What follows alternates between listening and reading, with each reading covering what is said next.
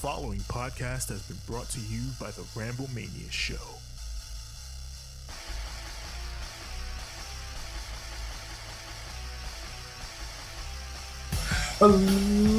Ladies and gentlemen, boys and girls, children of all ages, the Ramblemania Show proudly brings to you, it is I, your two-time inaugural champion, former heavyweight and tag team, and now your fucking five-time Ramblemania. I'm not going to do the whole 5 times.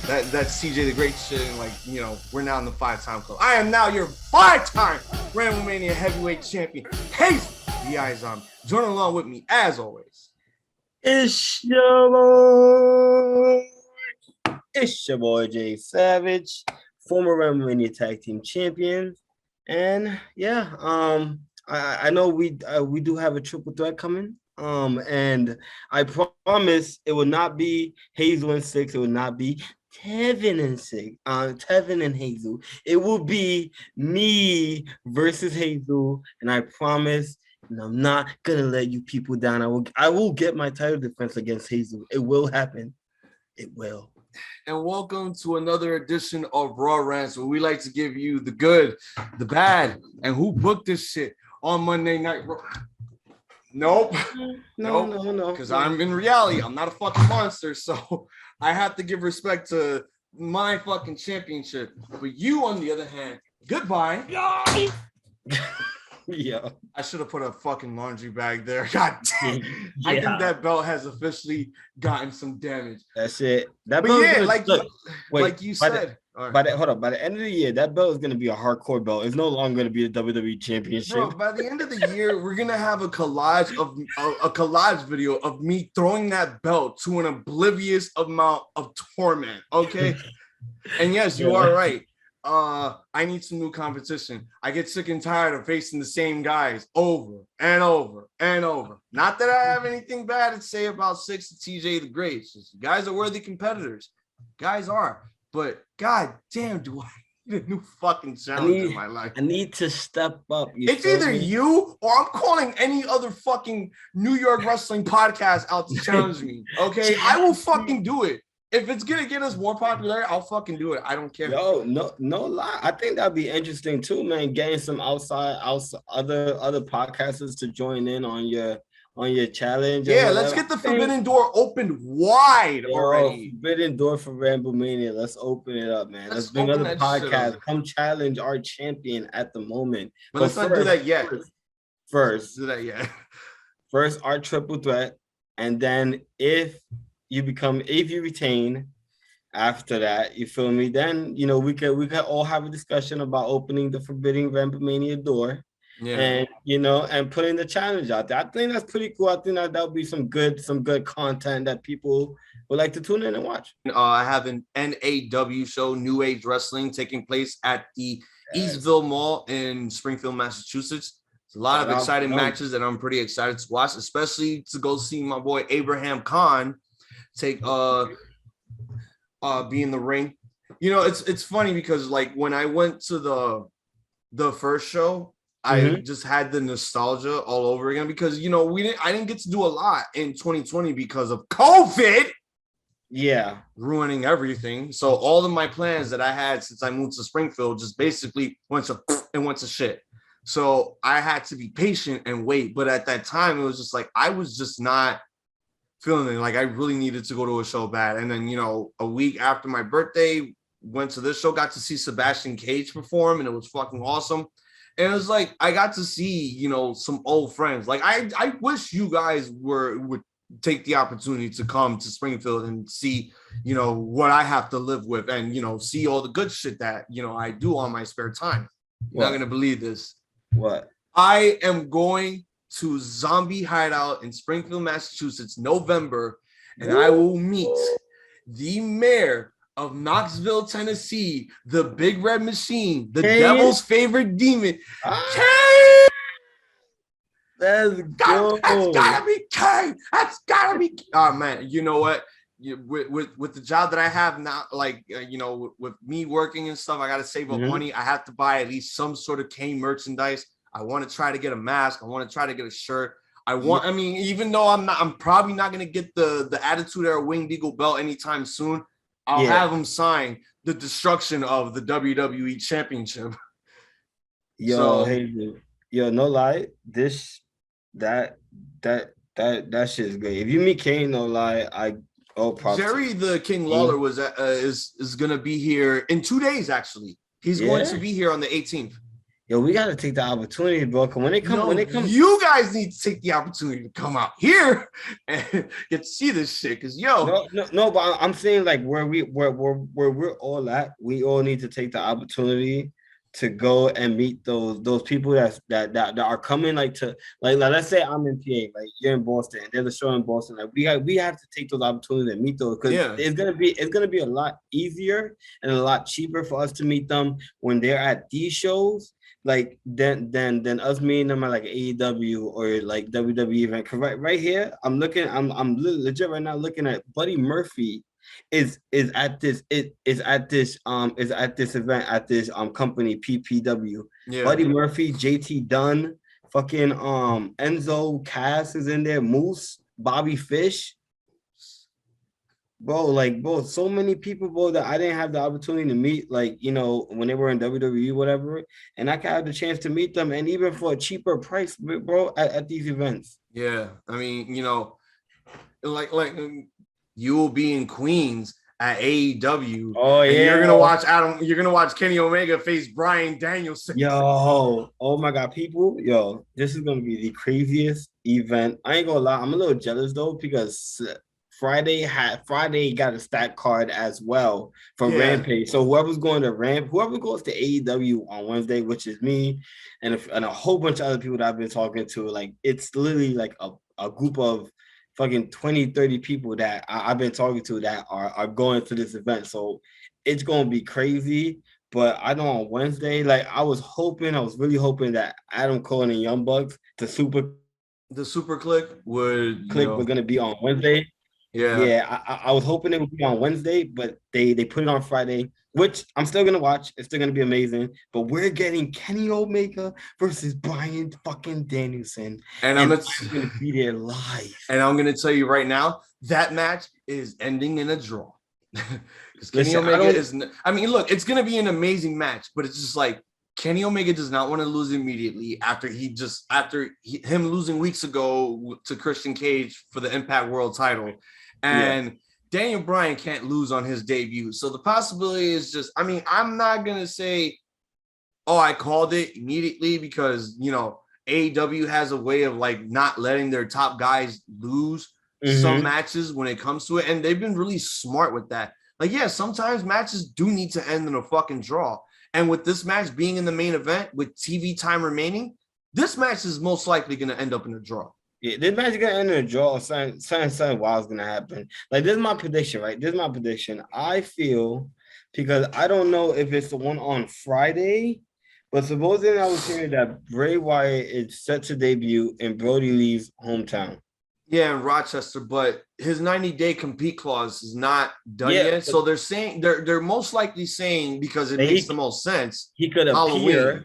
They saying that he can appear, but he won't be able to get into any physical or anything like that. But they were saying that it's a good chance that he could appear on the show, because I heard JR say, and I'm not. It was he said that they have something special. They have something special for Friday. Like, and he said it during AEW Dynamite. Like he said that he didn't say nothing after. Like it just stood quiet for like a few seconds. Like if it's, I'm sorry. Go ahead, continue. No. That's pretty much it. It was like once he said it. I would say honestly, because here's the thing: when you have a 90-day no compete clause, you can't even show up on the show knowing that your compete clause is not even up. Like even if you're just going to do like a 2-minute like promo in the show, just making an appearance, it's, you know, it still violates the 90-day no compete clause. Like I would understand if they did a promo package, if that was the announcement, if they did a promo package of Wyatt, letting everyone in All Elite Wrestling know that like, oh, he's coming, let him in, blah blah blah, you know, all this other stuff.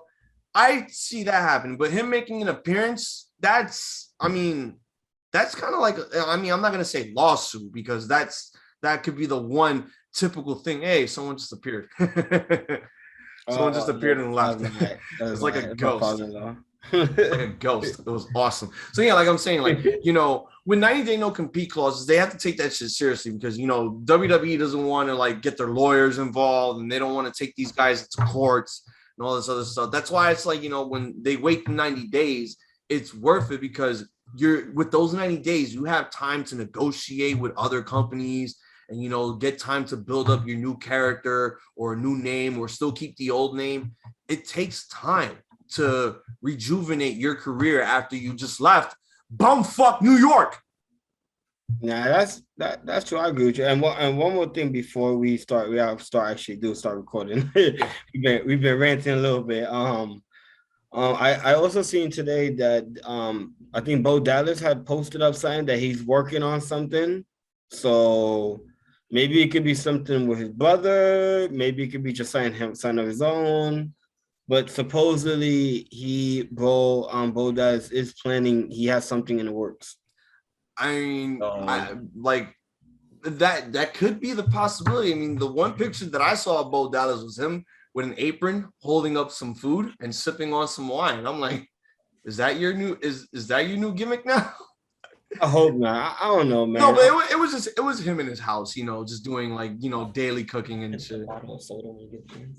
So it's just like, you know, I'm hoping like maybe if this is the possibility that we could finally see the Wyndham brothers, you know, do something together instead of them, you know, being separate. Hey, Nikki.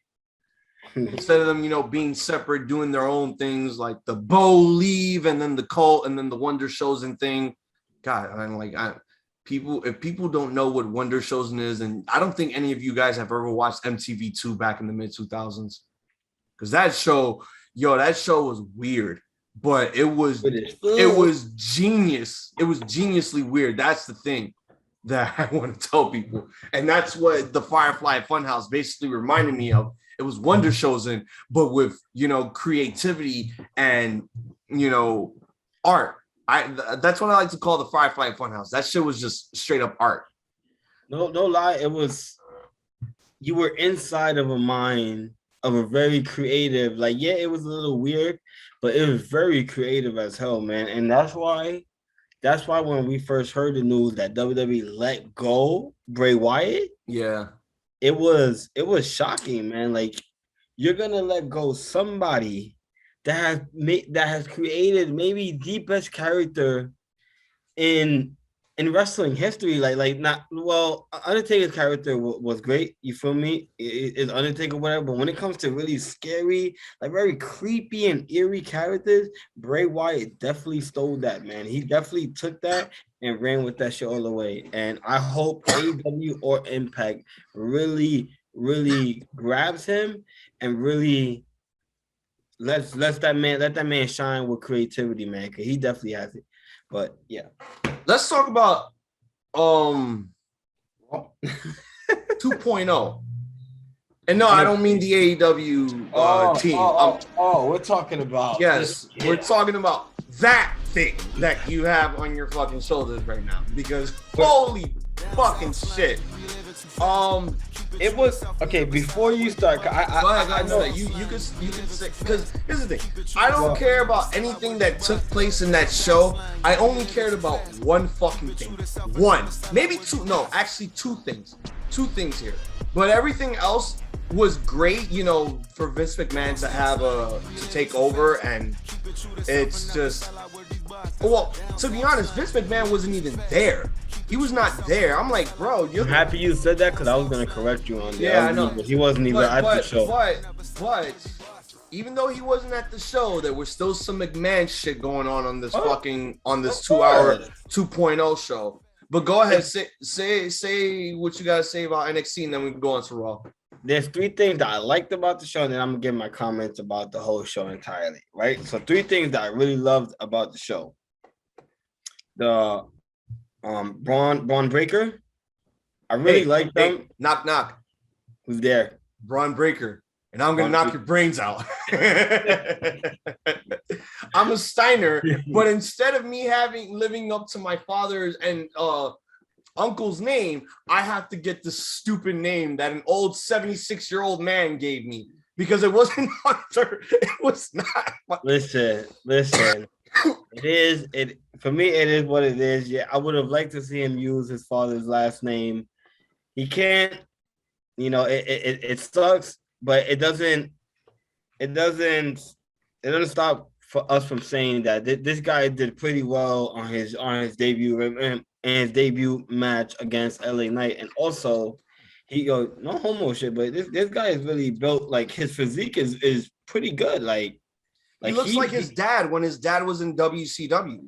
Like he looked amazing. Yes, he still has just a little bit work to do because he really did good. That was one of the things I like. I'm in love with Malcolm Bivens and Diamond Mine. Diamond Mine is going to be the faction, bro. I said it in the group chat. I was like, yo, those Creed brothers, definitely the one that looked like baby Otis without the belly. Yeah. Bro, him, he is a beast, bro. And then the tall one, he's pretty cool. I like the thing that I forgot what it is. I think he flipped them or they were very amateur ground and pound Greco-Roman guys, and I'm like, bro, the finisher, the tall one, where he had them sit down and they just did that four, bro. That's killer, bro. Like all you hear is, I was like, nah, Diamond, they got, and then that girl, Niall something. I got her on my IG. I think it's isn't it Ivy Nile? Yes, there you go. Yes, Ivy Nile. I haven't seen much of her. I was gonna look her up. I didn't have the time to, but she looks like she's gonna be a beast. You got Roderick Strong. Then you got the mouthpiece and Malcolm Bivens. Diamond, beautiful. And then the last thing. Yeah, go ahead. No, go ahead. You got something to say? No, go ahead. Continue. I'll finish it off. My last thing, and I know it was no wrestling in it, and it was the wedding. I fucking loved the wedding. It was funny. It was different. And yes! to be honest, and I don't care what nobody says, this is the first wedding that did not get somebody interrupting it and causing a terror during this whole wedding. Because we all know Kane. Let me correct you on that real quick. Let me correct you on that. Dawn Marie and Al Wilson. You're right. I didn't think about that. You're right. Yeah, the pop. This is coming from the guy who is married and has been to a wrestling wedding. Okay. You're right. I forgot. Damn, that one I really forgot. Shit. And I was thinking hard too when I thought about it. But yeah. Well, we could just say this is the second one now. There's a second wedding that actually there was no interruption. Yeah, the priest was trying to come at Dexter. Dexter had to put him in the lock. And then I loved it when it was like, oh, does anybody not want the two couples to get married? They put their hand up and this motherfucker's like, y'all got something to say now? I will chop all your fucking heads off. Bro, that was the wedding segment was phenomenal. And this is what I mean when I tell people that WWE is not entirely a wrestling company. They are a wrestling company, but they are also an entertainment company. So they are gonna be certain stuff that is for the entertainment side of the company. And that was a good example. It was well put. Would I've liked to see wrestling at the end? Would I have liked to see a wrestling match instead of this? Maybe, but I did enjoy this a lot, and it was cool. It was a good ending to the first episode of NXT, which that wasn't the only thing that happened, because then we got backstage, we had Tommaso Ciampa looking at the wedding, and then it was Braun Breaker and Tommaso Ciampa face to face, pretty much just letting us know that this match will happen sometime down the line. And go ahead. But you want to know what that is before I say myself? What happened at that end? Like I know it looks weird that here's Twin Magic giving their time and day to talk about NXT 2.0 when that's really Banter Club's out. No, I can talk about anything here. It's not a fucking problem. Oh wow, nice Canadian Destroyer there. She actually did it. Holy shit. Okay, so So Braun Breaker and Tommaso Ciampa, staring at each other. You know what that just reminded me of? Okay, so this was Braun Breaker's debut in NXT. He beat a top guy. He beat a former $1 million champion in L.A. Night, dummy. Yeah. And, it gave me John Cena vibes, minus the ruthless aggression. And then, then you have that moment where you see these two guys backstage and, they're introducing each other, but then one of them is looking at the belt. That whole thing reminded me of after John Cena had his match against Kurt Angle. Here comes The Undertaker, and he introduces himself, and he asks for Cena's name. He's like, "I'm John Cena," shakes his hand. It's like, yeah, there we go. There's your first sign of, respect earned by, a top guy in the company. And here's Tommaso actually respecting this young up-and-comer, for making a big shock, for making an upset victory by beating LA Knight. Negatives that I have to say about this, though. I don't like the atmosphere of the fucking arena. I don't. It's like literally you turned the brightness up on my fucking TV. I didn't need all that, bro. I don't need that. Like before you continue, hold on. And I do agree with you there. Like I'm gonna say this, right? I like the setup. The lighting, yeah, the lighting was too bright. If they would have dimmed it down and kept it a little bit like how the NXT, like how that color thing was, because don't get me wrong, I like how they were saying that's different. They need to change it up a little bit. But the color scheme, all that splat paint and the colors being brightened, it didn't look right for some of the wrestlers. Definitely like for Imperium, when Imperium was like that, and they were standing behind behind the Titantron when they won. There was no Imperium. It was just straight the white and all those splat colors. It looked weird for certain segments of the thing. Hopefully it will change just a little bit. Like, I didn't mind the look of the Tron. The look of the Tron looks great. It's awesome. But the NXT logo that's also an LED screen, that's cool too. Yeah. But it's like, why do we need to see all that white around the walls, man? We don't need that. We never need, like, here's the thing. NXT did not need it to be bright. Because you know what? Raw has an identity. It's red. SmackDown has an identity. It's blue. NXT is just, we're AEW Dynamite 2.0. And we're actually talking about the Tag Team 2.0. Fuck. The only the three positives I can say about this show. A lot of new faces, but a lot of those new faces are a lot of beef. Like meatheads? Is that what you mean? Yeah, like this is all like this is how you know this was a Vince McMahon product, because there was a lot of meat, and I mean a lot of beefy meat, bro. Pause. And the Creed brothers, they got a lot of beef, and those guys are like, for them to look like heels, they have the most babyest of faces ever. Yeah, low key, bro. I was saying that to myself. So I was like, you guys don't fit that mold of being heels. But the way that they wrestle, I'm like, okay, yes, they look like heels. They wrestle just like heels. But their faces is like, I can't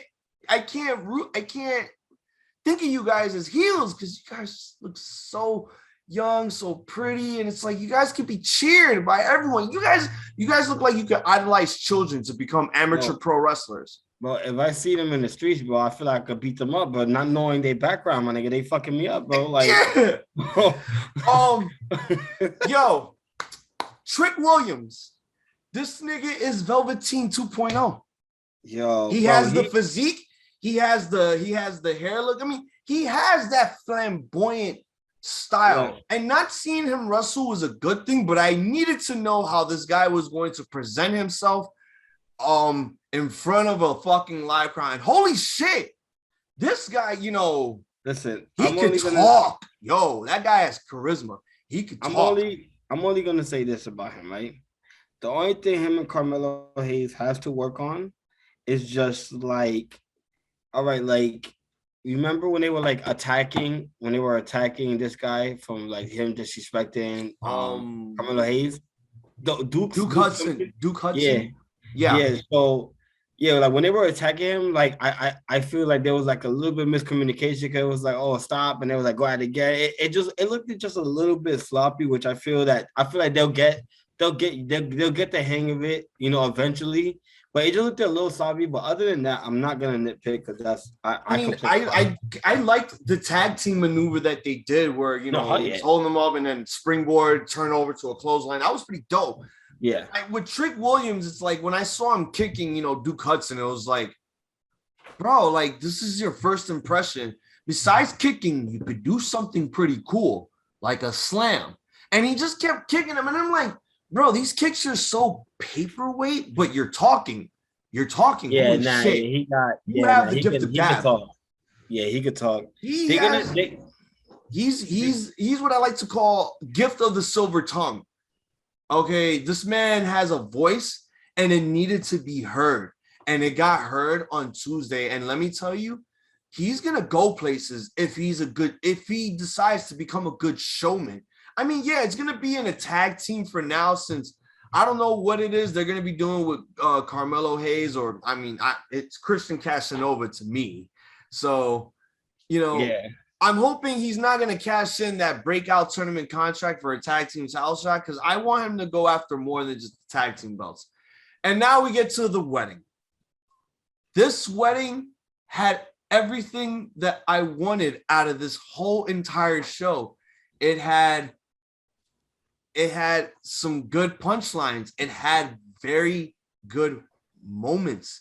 Austin Theory making his return. There was a lot of shtick going on here, and I loved it. And the crowd was 100% into it. And let me tell you, if you could sell a crowd to doing that type of stuff, then you're getting somewhere, especially with someone like Dexter Lumis, who is just methodical, strange, probably hands down one of my favorite wrestlers of all time when he was in Impact Wrestling as Samuel Shaw. Dexter got his character from literally that TV show.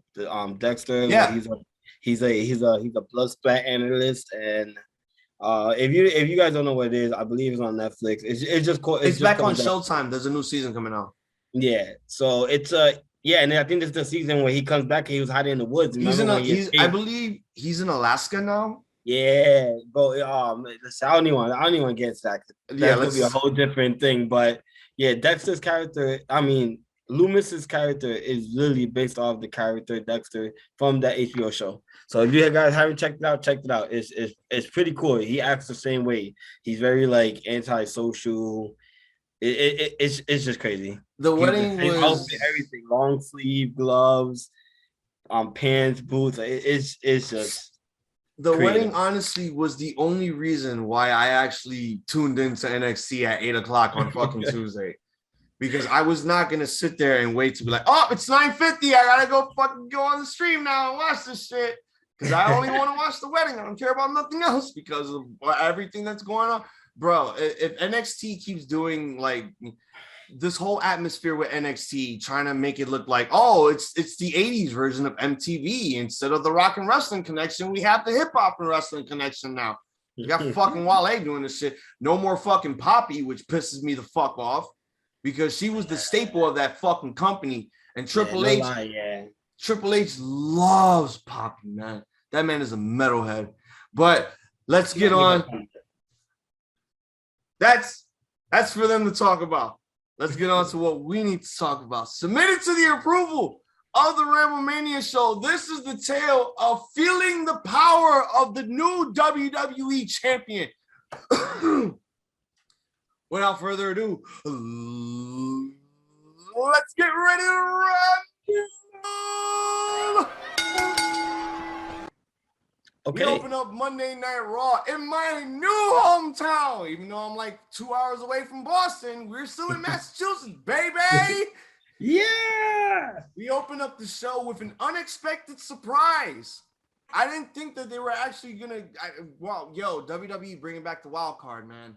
They're really bringing back that wild card show. Oh man. SmackDown Zone, Money in the Bank. Big E opens up Monday Night Raw. Makes his way down to the ring. He's very excited. Before he says something, RKBro make their way into the ring. Follow that. Nobody says a thing because here comes the fucking almighty WWE Champion Bobby Lashley and his partner MVP. All 5 men are in the ring. And Big E starts off, just to clarify, he intends on cashing in tonight and becoming the WWE Champion. Riddle says he's happy to see Big E. He's a stallion, but he cannot. But he basically says, bro, I'm happy for you that this might be the biggest moment in your career, but I just got to ask you, bro, please don't cash in on Randy Orton. He's my bro, and I kind of want him to celebrate being the WWE Champion. So please, don't cash in on my bro. I'll give you weed, man. Don't cash in on my bro. I got bootios. Just don't cash in on my bro. And MVP's like, man, shut the fuck up. MVP got mad hood. Like, he got tired of this shit. He got the hood came out. He was tired of it. He was like, yo, fuck this man. Big E won't cash in on Randy Orton because Bobby Lashley will retain the title tonight. MVP says he's normally happy to see Big E also, but tonight's a bad night. MVP asked Orton why. Well, yeah, as we were swerved from out of nowhere because I don't know why they decided to do this. People were saying, oh, because AEW did it. So if AEW do it, then WWE do it, right? Monkey see, monkey do. Fuck you. So basically, he asked why Randy Orton to have this title match tonight instead of Extreme Rules. And Randy says he didn't want to wait another minute. He says that he knows he could maybe throw Bobby Lashley off his game after RKOing him out of nowhere before, having the win and shit. So he did what he had to do because he's Randy fucking Orton. I'm not going to say frickin' or freaking. I don't care if WWE is PG. We're not PG. We go hard on this. Pause. MVP says Big E hangs out with clowns, aka the New Day. He believes Big E would be champion. He was excited to see Big E break away and level up as a competitor, but he ran away from SmackDown. Maybe it's because he's afraid of Roman Reigns and Brock Lesnar. No, it's because they have other plans for Roman and they just left Big E in the fucking loop trying to say like, I'm going to do it. And then in front of Paul Heyman, like, I'm going to do it. I'm going to cash in.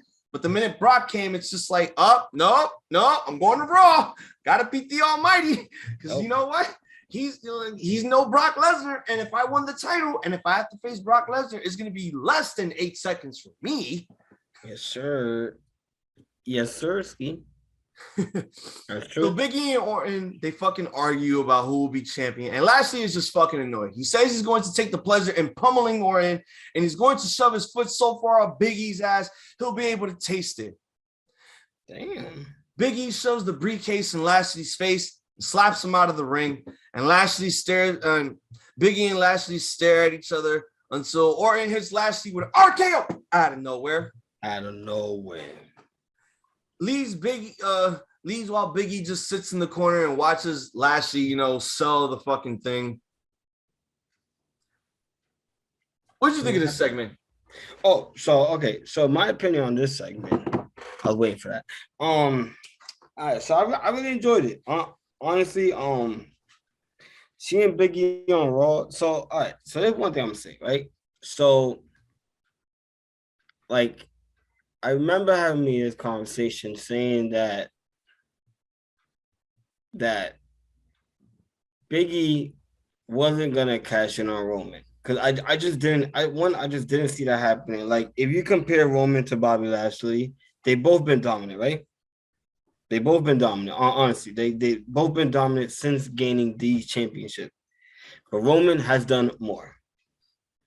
Well, I feel Roman has done more, and Roman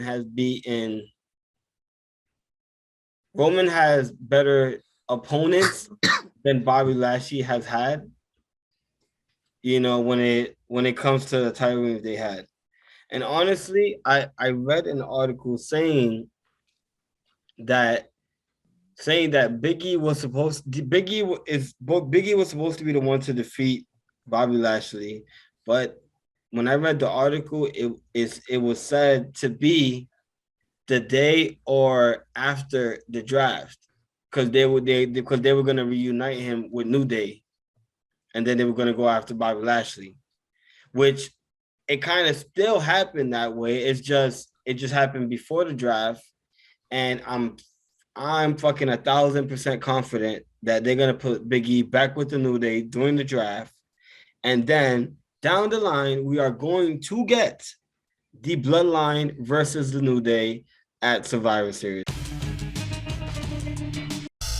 I was hyped when I seen Big E, because I'm not gonna lie, like earlier in the day I did read a post that it was a post on IG, but it was from Big E's Twitter, pretty much saying that he was gonna cash in tonight. I also seen a lot of people complaining, oh, why would WWE do that? Why would he do that? Honestly, when it comes to the Money in the Bank already, yes, it's supposed to have this one concept that you gotta tell the world when you're gonna cash in, like John Cena did. I think John Cena was the first one to ever do that. It was RVD, where he announced that he would cash in his Money in the Bank at one night stand against John Cena. Yes, I've been correcting you a lot today. Yes.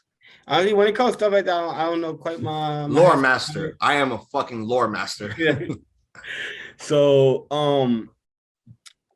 so it was, I'm like, okay, I'm like, yo, if it's, if Biggie's saying he's gonna cash in, you feel me? We better tune into that. I know we as wrestling fans, we see it a lot of times where, where we hear rumors that, that person gonna cash in or whatever.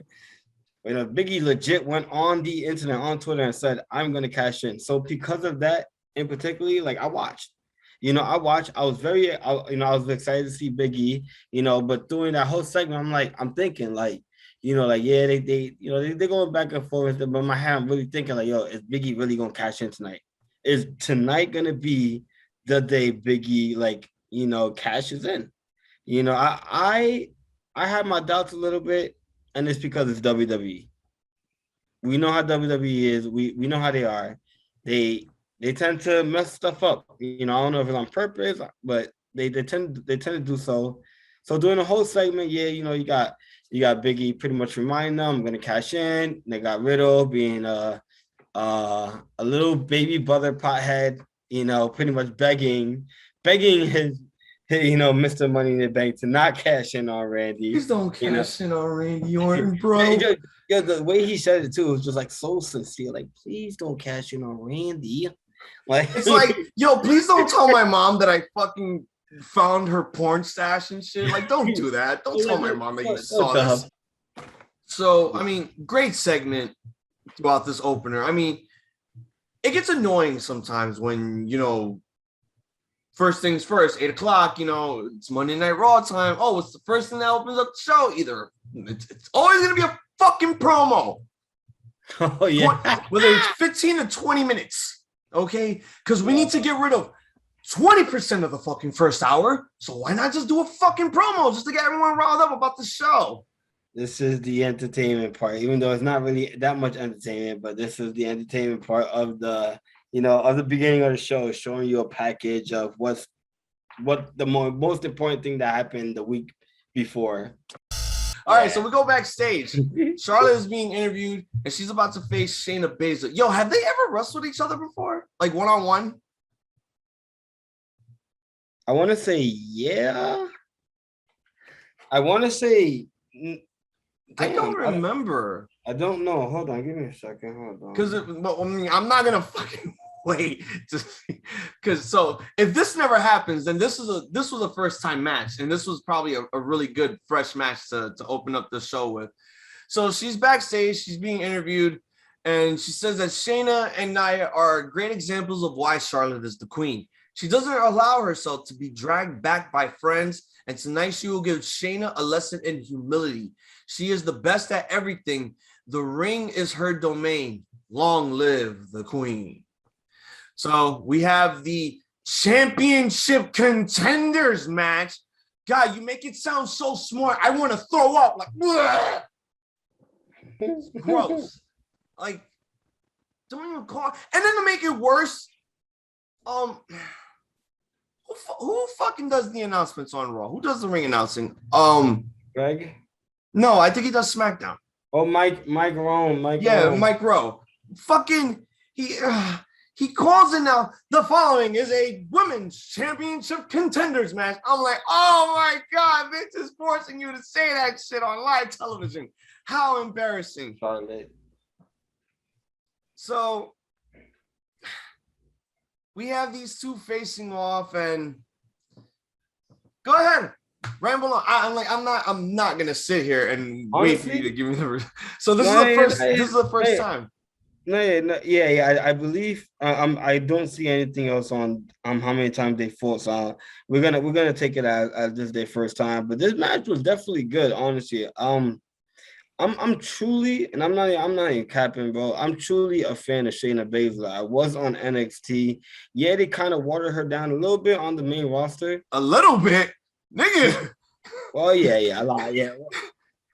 A lot. If you, bro, hold on. If you destroyed every single woman, and I mean every single woman, before we went into lockdown.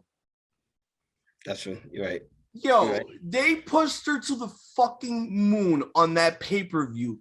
They made her look like a beast. They made her look like a cannibal when she debuted. I remember what you're talking about now. She eliminated everyone. Nobody pinned anyone else. She eliminated everyone. Oh, yeah. I remember that shit. And for her to be dumbed down after losing to Becky at WrestleMania quarantine? Yeah, man. You're right. They did water her down, but that's not water her down, my nigga. They took that water of Shayna Baszler and they threw her in a fucking vat of oil. Yeah, they listen. WWE don't do that well with NXT stars coming to the main roster. I don't know why. It's sad, but honestly, in this match, like Shayna gained her mojo back a little bit. She was definitely the Shayna of NXT a little bit.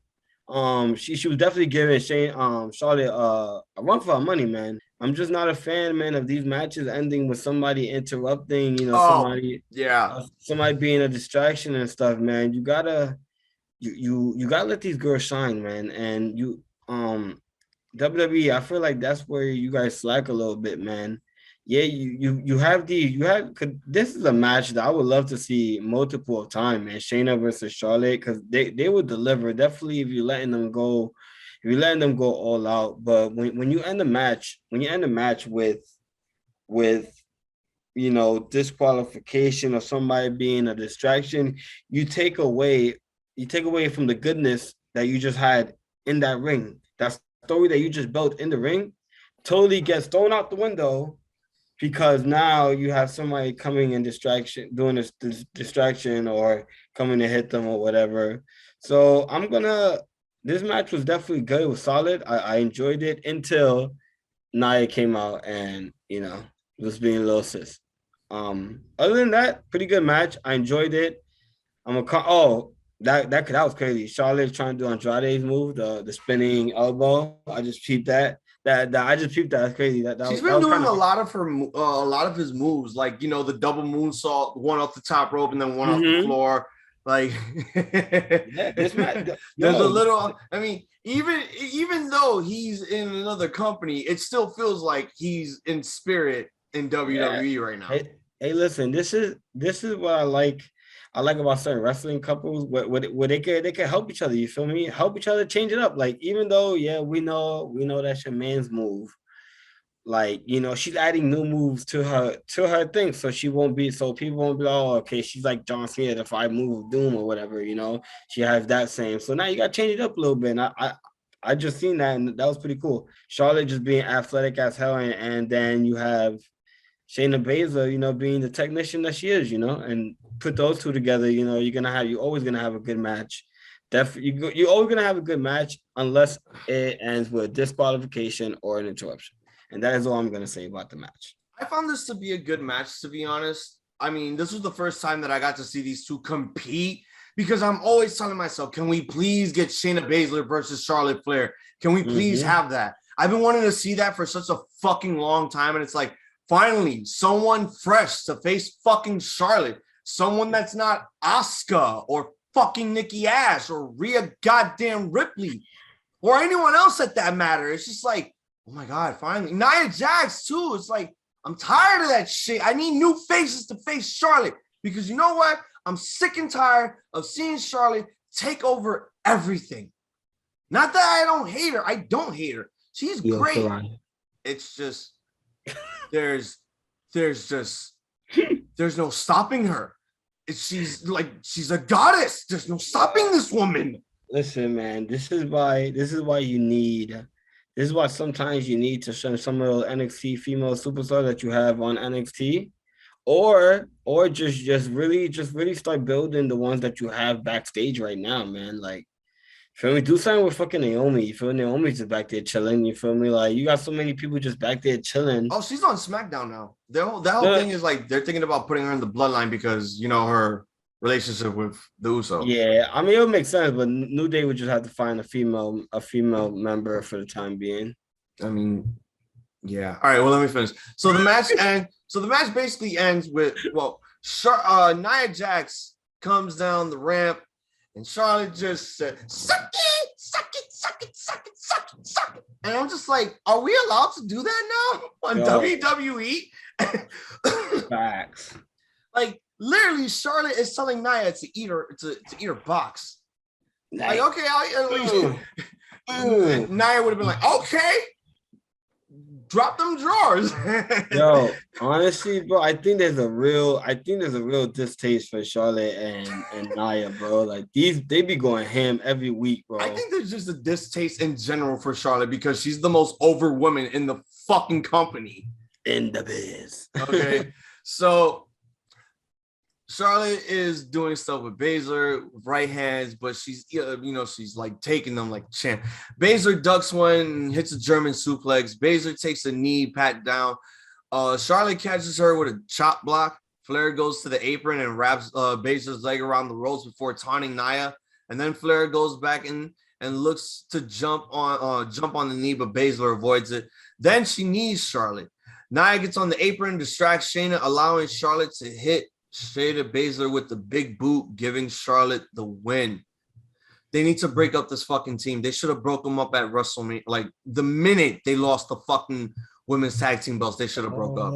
I don't understand why they continued this whole tag team thing. Like, Shayna Baszler is so much more competitive when she's a singles wrestler. You put her in a tag team, it just looks so awkward.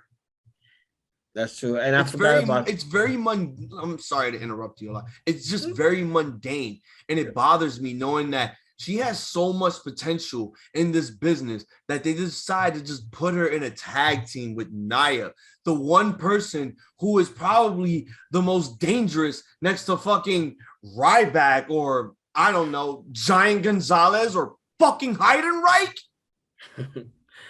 I'm not gonna lie. Like, putting them together at first, it was a little weird. But then if you think about it, like they were fucking dominant. You feel me? But then it's like after they were dominant, and then you added Reggie.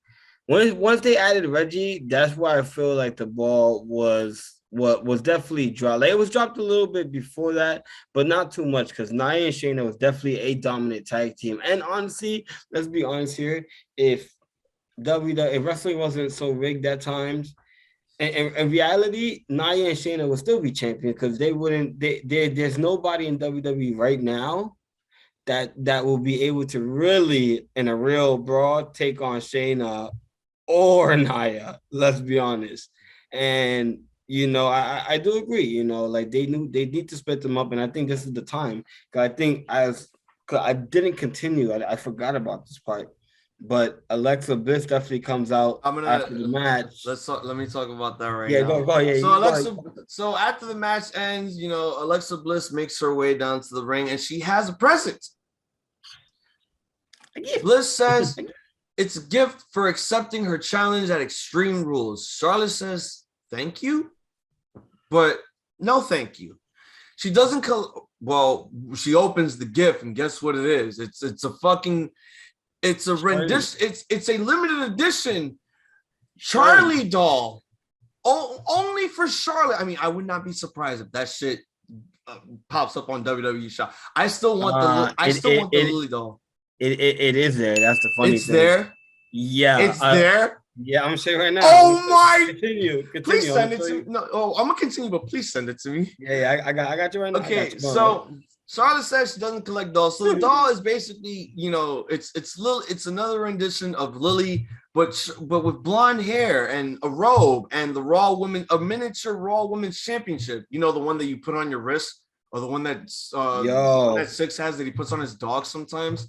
I had to ask Nikki to make sure. I had to ask Nikki to make sure that that's what it was, because I'm like, wait, is that a mini belt around Lily's waist? Yes. I'm like, that's fire. I'm like, that's pretty dope.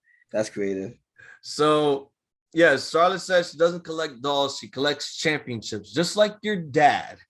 And Bliss needs to leave her dollies at home. Eventually, Charlotte takes it and listens to hear if it's a... God damn it. This whole segment, it was just weird. It was good, but it was weird. So throughout this whole thing, Bliss is excited and says the doll is called Charly, which fans start chanting. Bliss says it's something for her to play with once she takes her title. Everyone deserves a friend, even a self-absorbed narcissistic bitch like Charlotte Flair. Oh, shots fired. So Flair says everyone wants their doll to look like her, but Bliss is crazy if she thinks she wants the dumb thing, or for thinking she's taking the title away from Charlotte at Extreme Rules.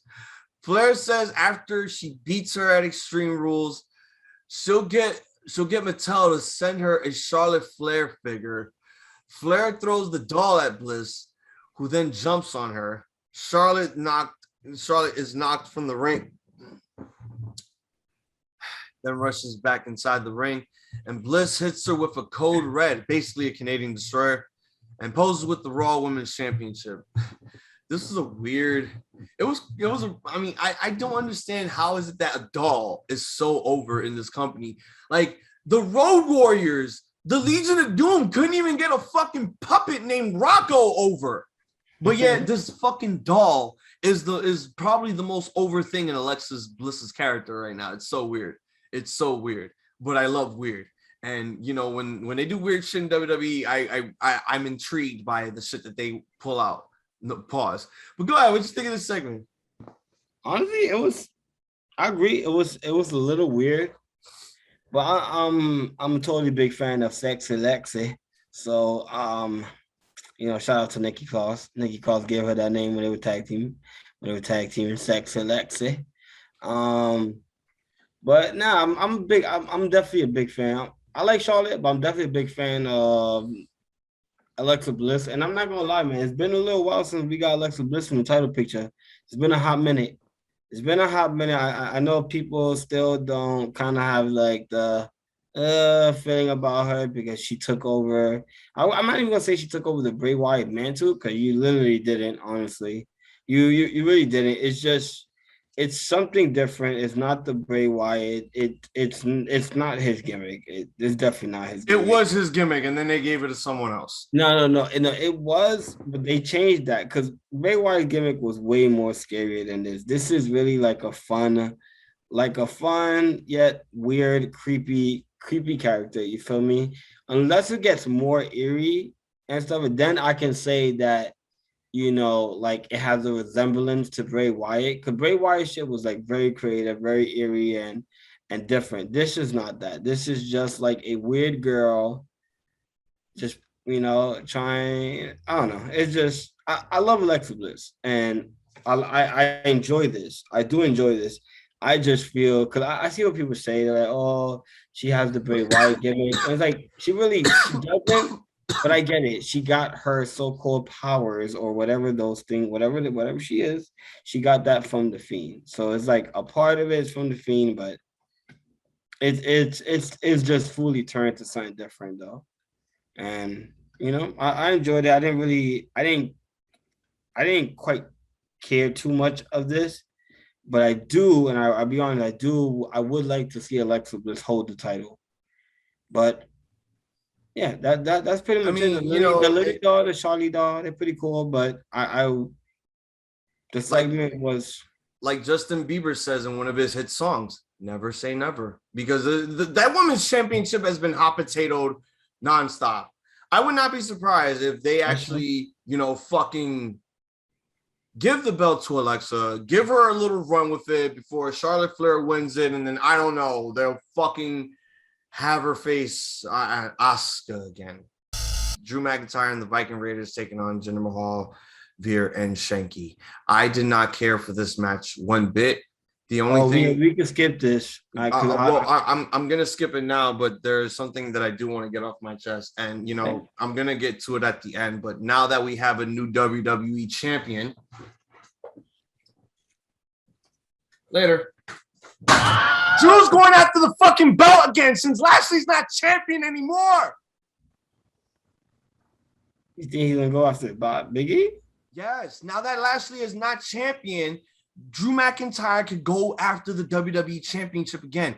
Hell in a Cell 2021. If Lashley beat Drew, he cannot go after the WWE Champion while Lashley was holding on to the belt. Now that he lost it and Big E's the champion, don't be surprised that next week Drew McIntyre come out and be like, hey, you have no opponents. Why don't you face me? And I'm going to be like, no! Damn, I hope not, but I see Drew right now. He's in the USA picture right now, just for a little bit. But I'll be honest, I don't want to see Drew nowhere near the title right now. Honestly, I wish Drew would go to SmackDown and maybe face Roman Reigns or something. Like go over there and do your thing over there. They got some good stars over there. Well, I mean, hopefully that could be the opportunity. But look, I mean, the whole thing with me is just like, I can respect everything that Drew did when he won the WWE Championship from Brock, because that was a hard working effort. It took him all these years to finally reach the fucking mountaintop. He was basically the king of the mountain. No Jeff Jarrett, no TNA. He was literally at the top of his game when he went to face Brock Lesnar, and he proved during that. The COVID era too. Exactly. But here's the thing. It's not that I don't want Drew immediately in the title picture. I want him away from it as soon as possible. But again, this is this whole shtick where it's like, oh, a deal was made, and now that deal has officially been broken. Now Drew McIntyre has the opportunity to go after the WWE Championship.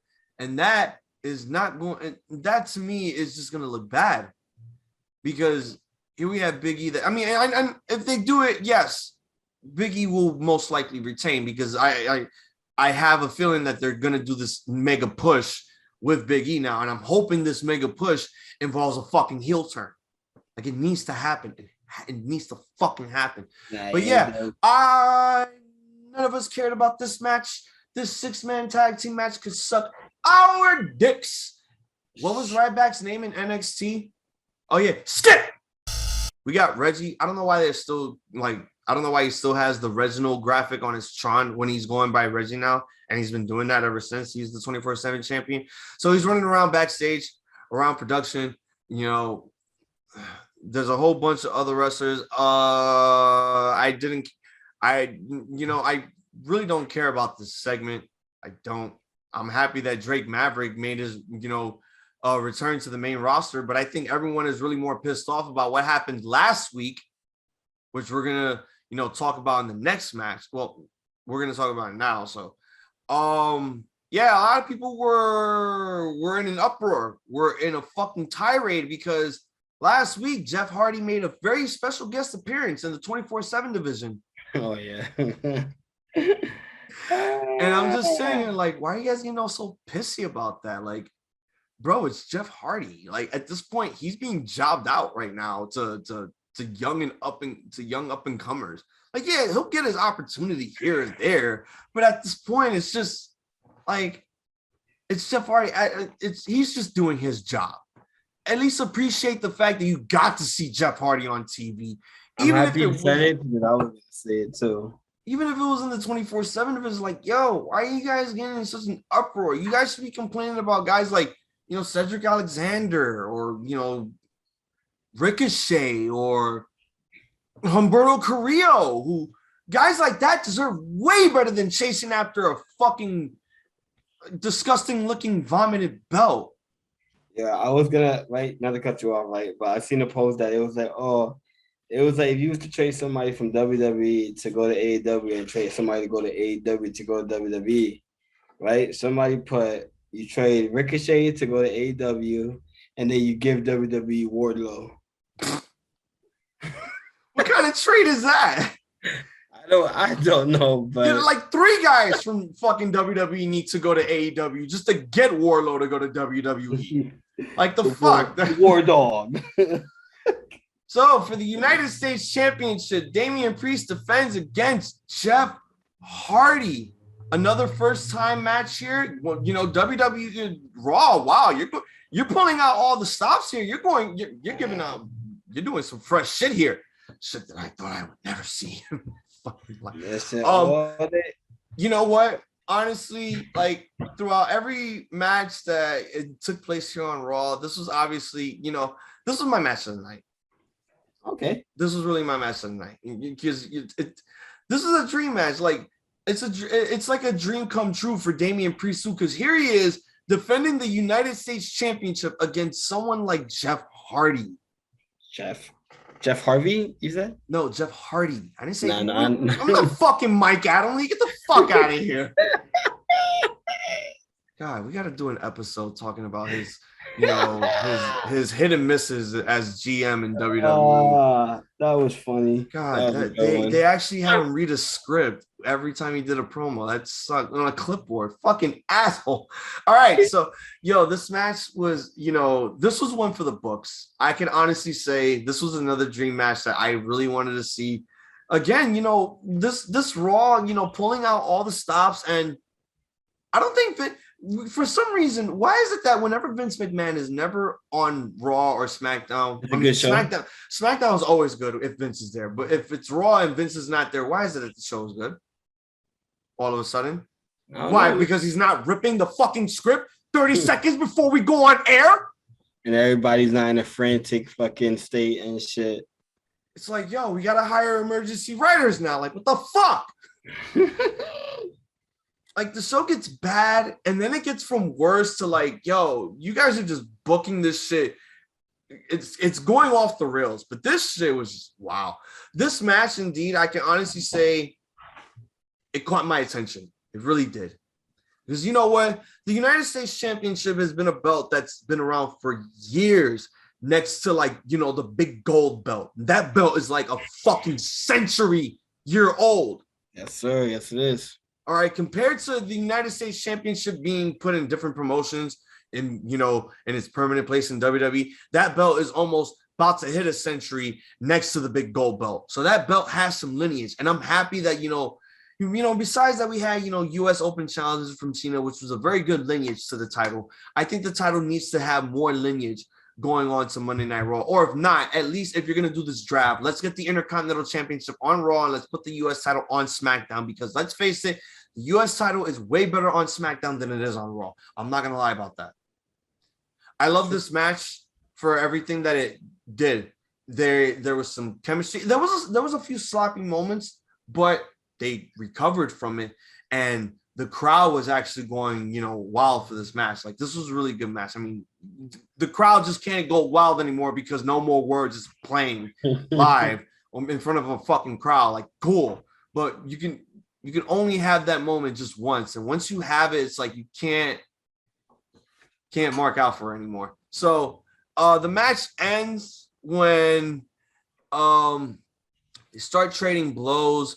Hardy kicks Priest and then hits the ropes, but Damian lands a spinning heel kick for a near fall. Priest goes to the top rope, but Hardy attacks him, climbs alongside.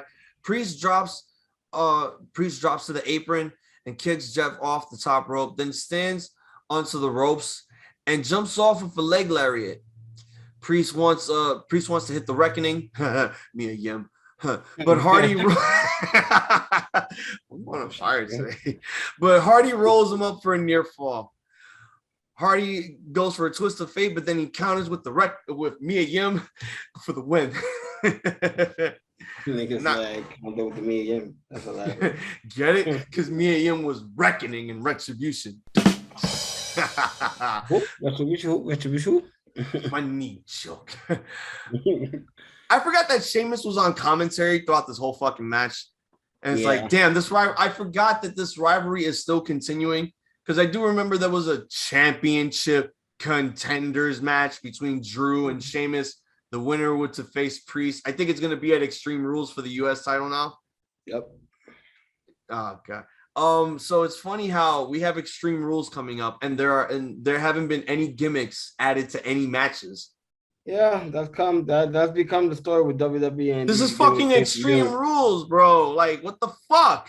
Everyone needs a gimmick in this match. Like, you can't just save the gimmicks for like the main event.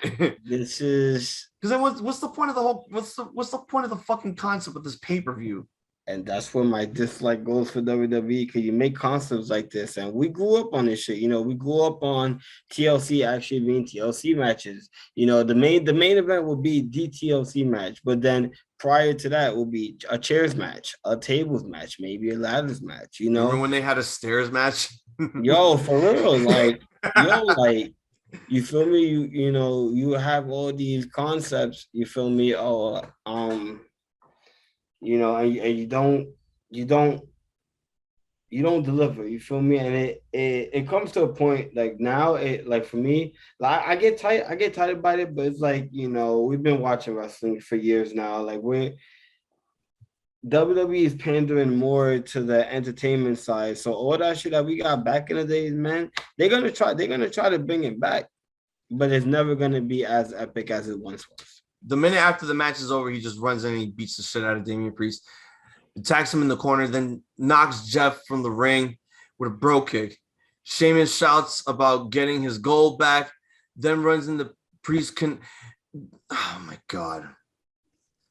So now Damian Priest is doing Sheamus's finisher.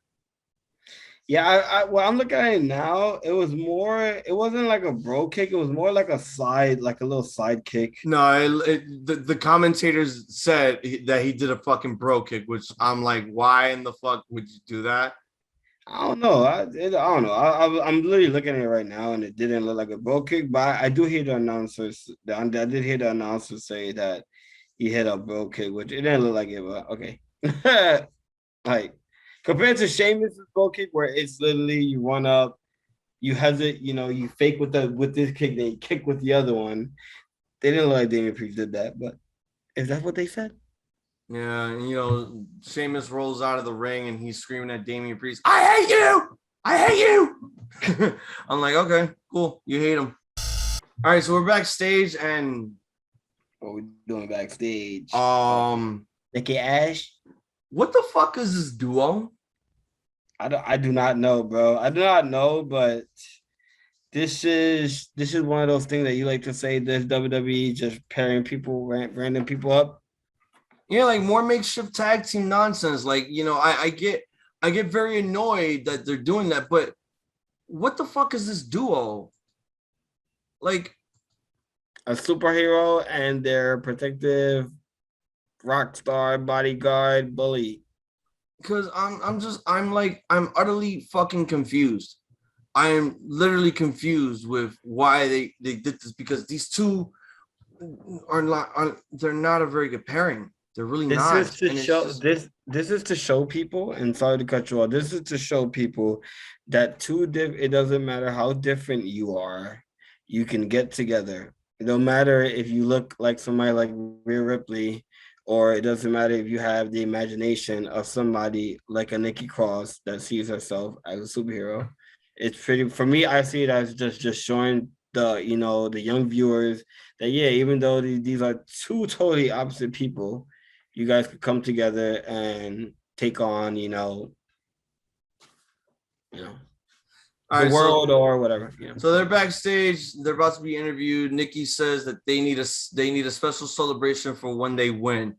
Rhea says now is not the time because she needs to focus on her match with Natalya. Speaking of whom, Tamina and Natalya appear, and they call Omos a superhero and Rhea Ripley freaks. I mean, yeah, I could agree with Natalya. They kind of do look like freaks, because here you have this goth punk rocker who rocks Aleister Black clothing, and then you have this almost a superhero, which, by the way, I really need to get some like black mask clothing. They just dropped a new shirt, and I know I'm not gonna get it now because it's already sold out, and it's a limited edition. It was a blood. It was a blood coat, and it was all red. And it had like the Grim Reapers. Like you see my stories, and you know how like I've been doing all this red shit. Yeah, I'm trying to tell a story here. What's wrong with me? And then, you know, there's like blood dripping down. It's like a cemetery, and the Grim Reaper, it's all red, and I'm like, I want that shirt, but then it's like there's only 100 available and it's gone. All right, so yeah, but I do need to get on that Alistair Black clothing. Fuck, man. All right, let me continue here. Okay, so all right, so basically, like, they're getting each other's faces, they shove each other, and they're pushing and pushing and pushing and pushing. And here comes fucking Sonya Deville. It's like, all right, we're not gonna have all this pushing and, you know, horseplay taking place in Gorilla. Vince McMahon is watching you guys, and he's getting happy. Like, we can't have that for an old man right now. So we're basically gonna fucking have Nikki take on Tamina, you know, next. Well, later on. So more backstage shit. Riddle is backstage with Randy, and he's wondering how he'll wear 2 titles at the same time. I'm like, how will he open doors and all, bro? Look, Riddle, I'm gonna show you, okay? This is how you do it. No, not that belt. Okay, you take this belt, you put this belt over your shoulder, and then you take this belt, and then you put this belt over your shoulder, and then you hold on to it real tight. Because when you're scooting down, you're gonna have to hold on to it like this.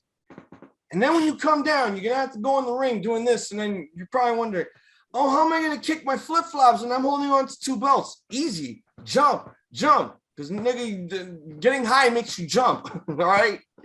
See, Riddle, this is how you hold 2 belts. Like, why you gotta look so stupid? It's just, you know, for me, like, it's hilarious, right? Because this is shit that, you know, potheads, like, it's weird shit that potheads think about. You no, we don't, nigga, because I'm high right now and I just fucking put 2 belts on my shoulder. Well, you know, to the gimmick that he's playing, you know. Like, you know, that's the shit, you know, that he think about. He's not even thinking about possibility of Randy losing. Niggas just like, yo, like, when you win, like, we got to figure out how you're going to go through these doors with 2 belts. Like, your hands going to be too occupied. Like, and then Randy was like, bro, like, I don't got time for this shit. Randy Orton ain't going to fucking open the door. Nigga, like, I don't got time for this shit. Boop, headphones on. Then you have my boy. so as you may. So this nigga is ignoring the fuck out of him. He has his Beats headphones on. Shout out to Drake. Riddle continues to talk about how to wear a belt, and he says he'll be with him the whole time. Biggie walks by. Biggie is always like creepy. He just, while these guys are cutting a promo, Biggie is just like, yeah, what you're doing right now. He's just right there like, Yo, Randy got a mad fast too, bro. Randy was like, that nigga's a snake, bro. You know how snakes are. They react quickly. They fucking jump. And like again, like I told Riddle to jump, Randy Orton fucking jumped. And that nigga was on like some endo like type shit. He's trying to chill. Meanwhile, Riddle's like hyperactive as fuck. For real. That's facts. So he creeps up behind Orton. Orton jumps up. See, and Biggie wishes Randy Orton good luck. He says he'll be watching very closely while kissing his briefcase. While making love to his briefcase. It's like, I'm just making sweet love to this thing one last time, and I'm gonna jizz all over it because after that, I'm giving it to the ref, and he's gonna have sticky hands.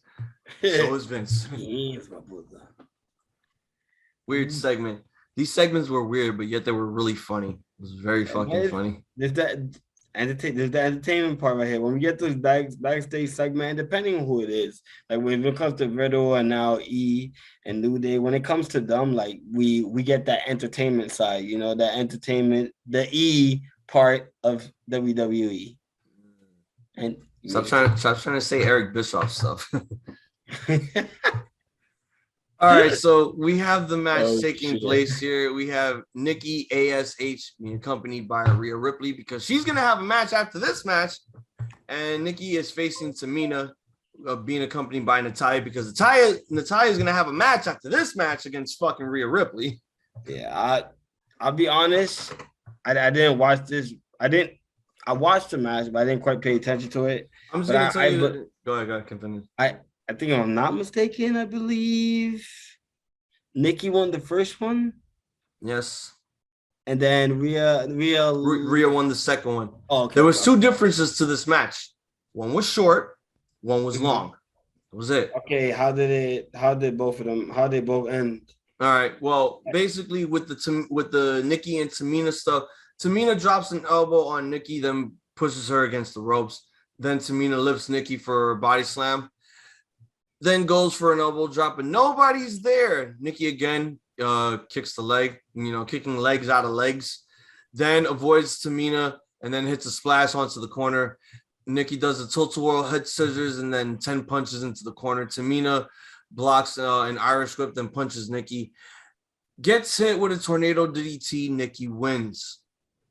Oh yeah, okay, yeah, I remember that. So that's the one. That's the one that they said supposedly that the ref botched it or whatever, right?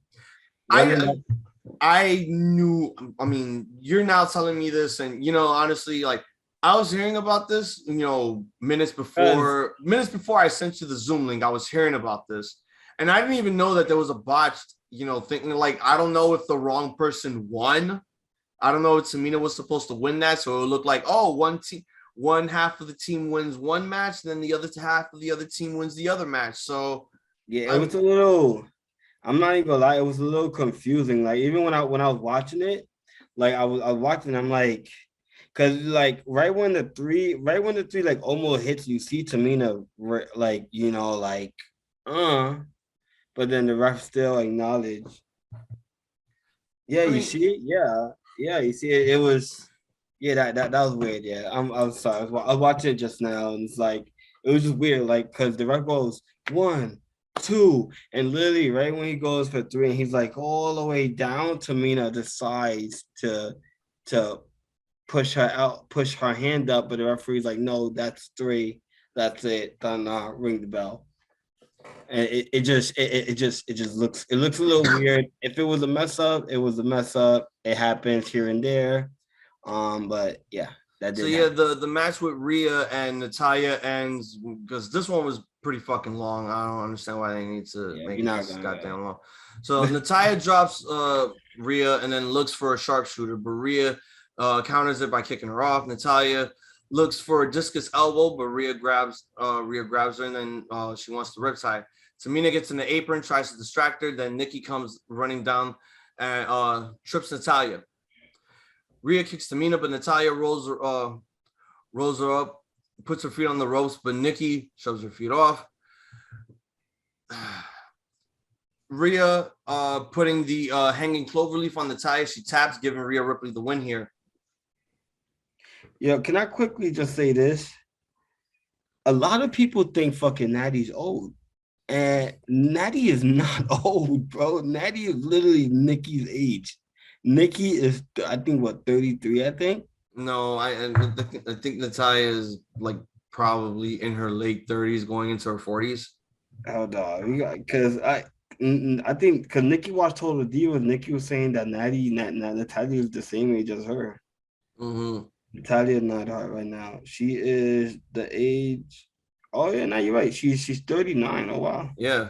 So it must have been somebody else that she was saying, but yeah, like not like people think Natty's really old, bro. But she's honestly really not. She just has an old soul. Like the way she acts is like an older person. I don't know. Like at this point, she's like the mom of the women's division. Like sooner or later, she's gonna retire, and but it's just crazy that she's not that old as people think she is. Like, and me too. Cause I thought she was old, bro. I want her like after she's done with WWE. I want her to just be a road agent for the women and work in the performance center, training the new women that are coming up in the company.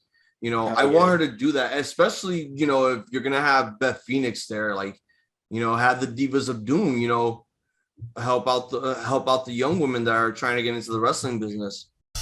All right, so we have this 8-man tag taking place. Hilarious. We have the New Day in their NWO Wolfpack gear.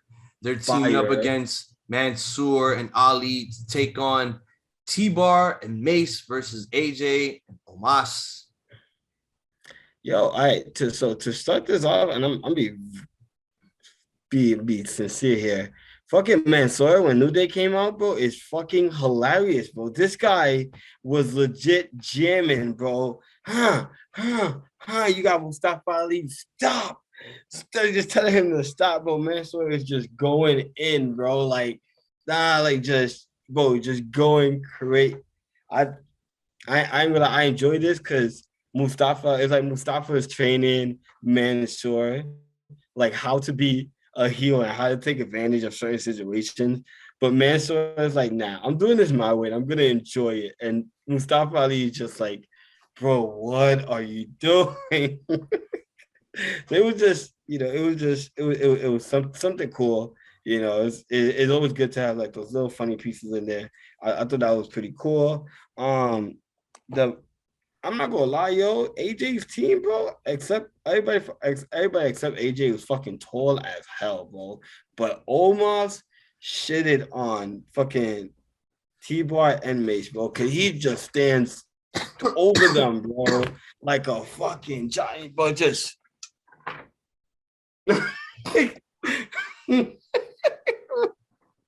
Bro, literally, bro.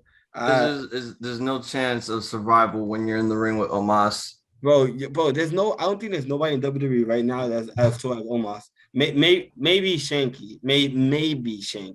Maybe. Maybe by an inch, possibly. Yeah.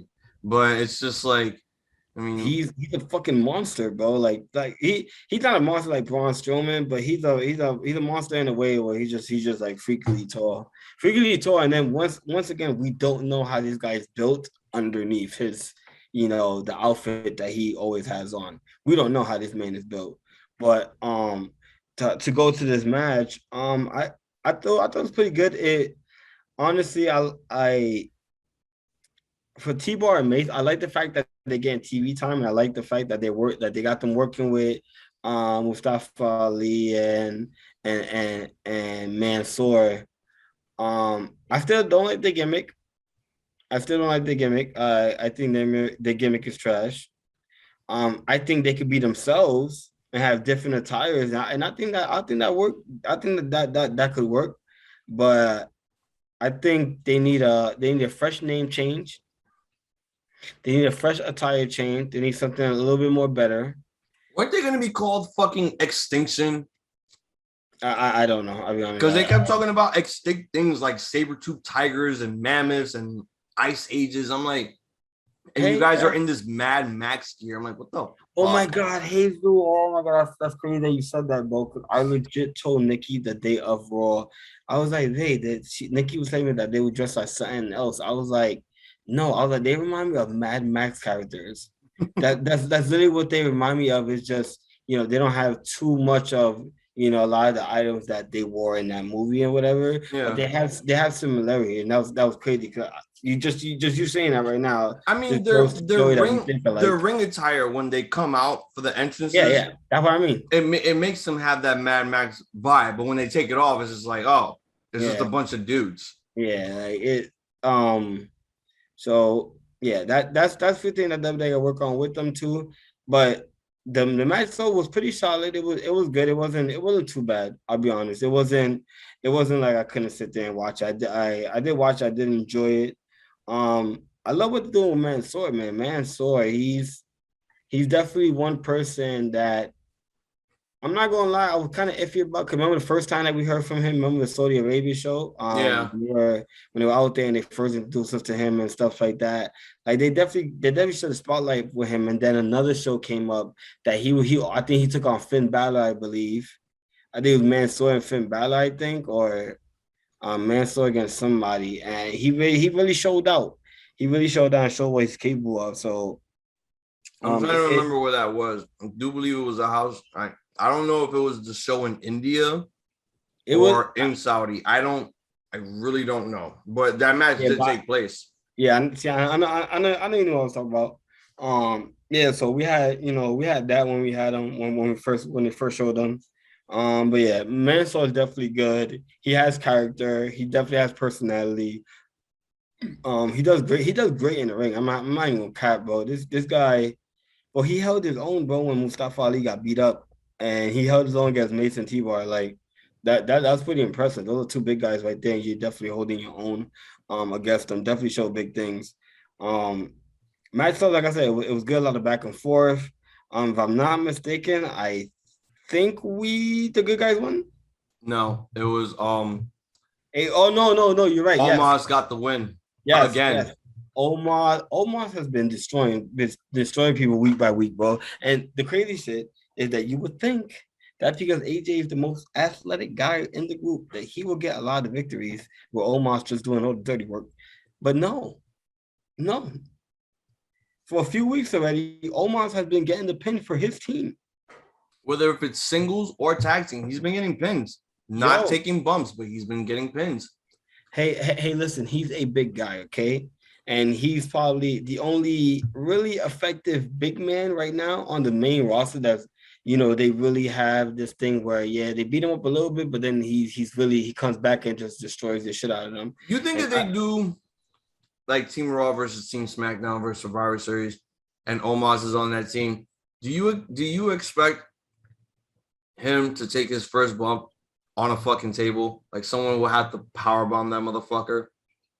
Probably. Honestly, I was really thinking that Randy was gonna. Did Randy catch him with the RKO or no? Nope. Yeah, I mean, he tried to, but Omos would counter it. Yo, you see, bro, like this whole time, I'm always like, I was thinking that Randy was gonna catch him with the, like. I do agree. Somebody's eventually gonna catch him. Do I think it'll be a power bomb to a table?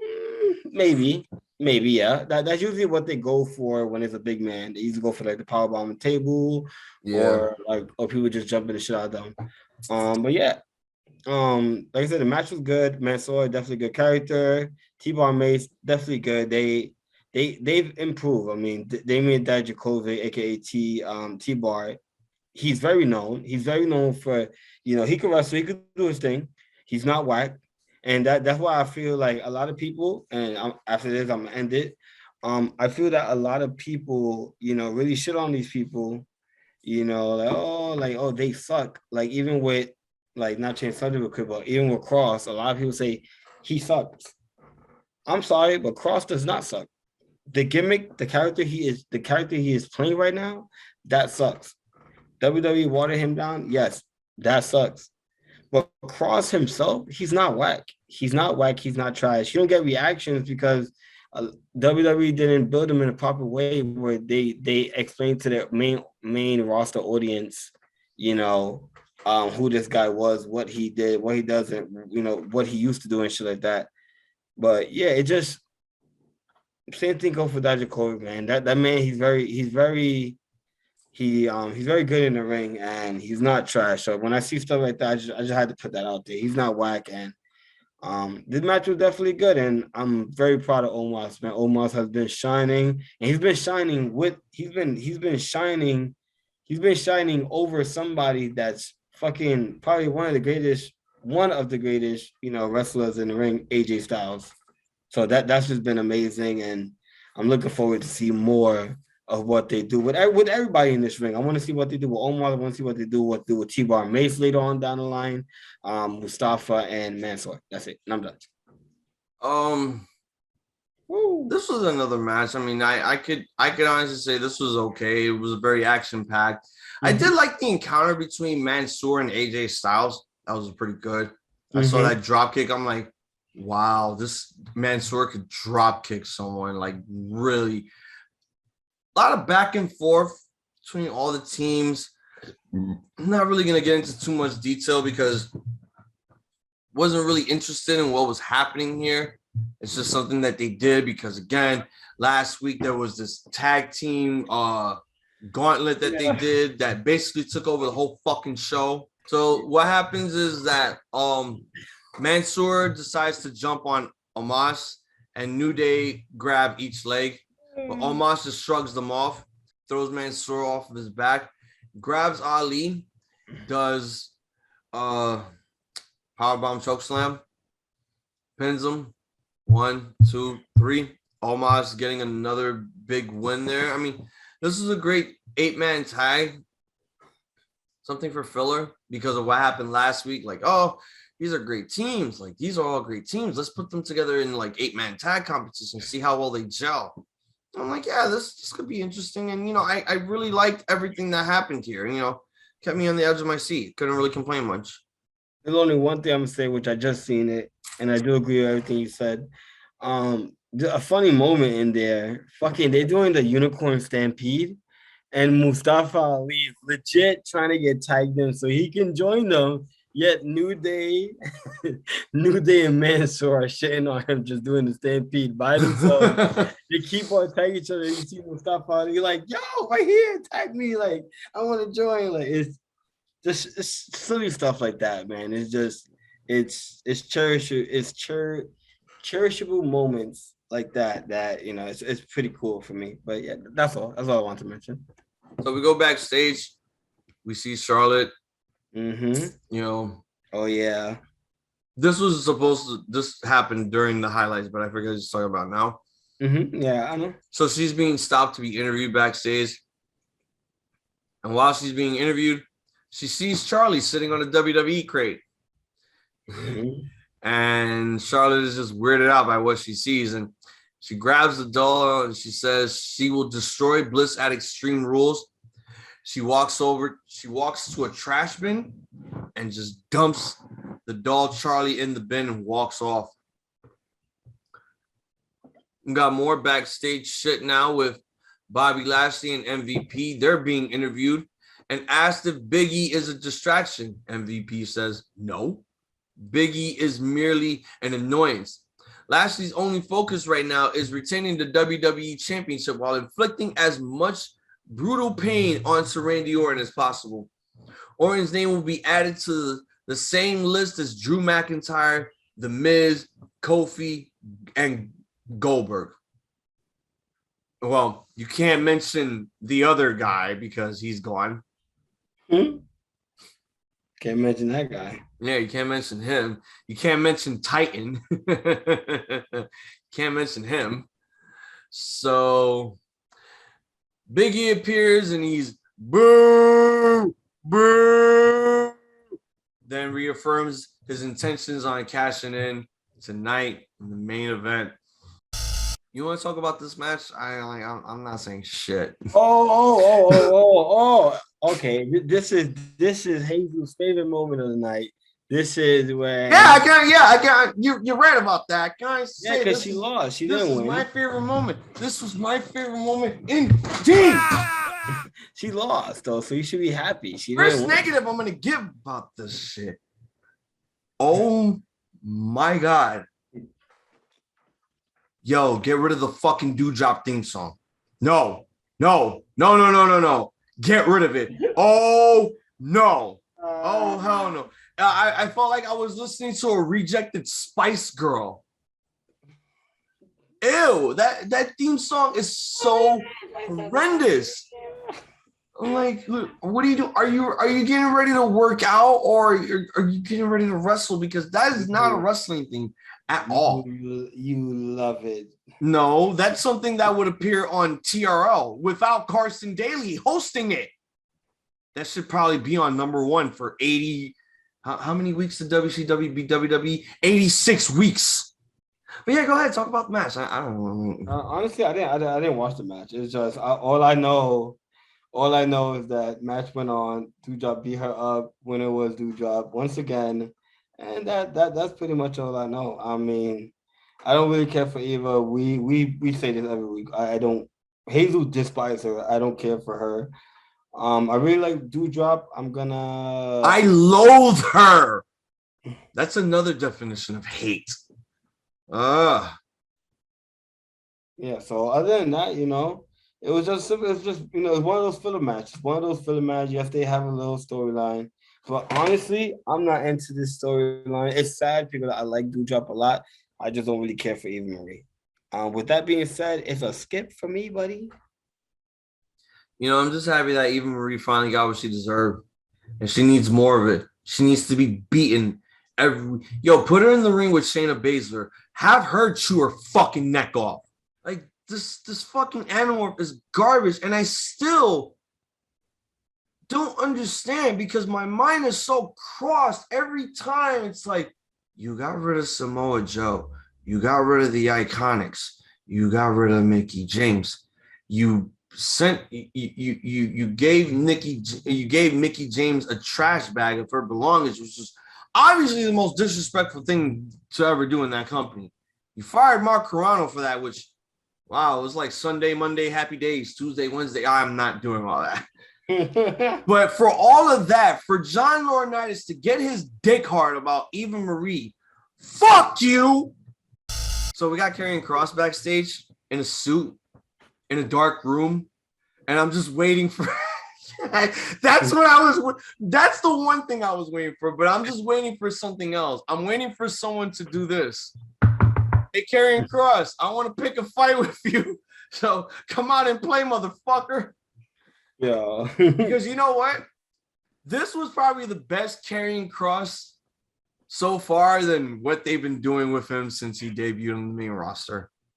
I agree. Because my fucking God, why does Vince have a thing for men looking like homoerotic gladiators?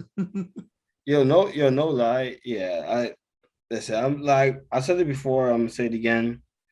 I dislike how his attire looks. I dislike how he looks. The man is still good, man. The man is still good in that ring.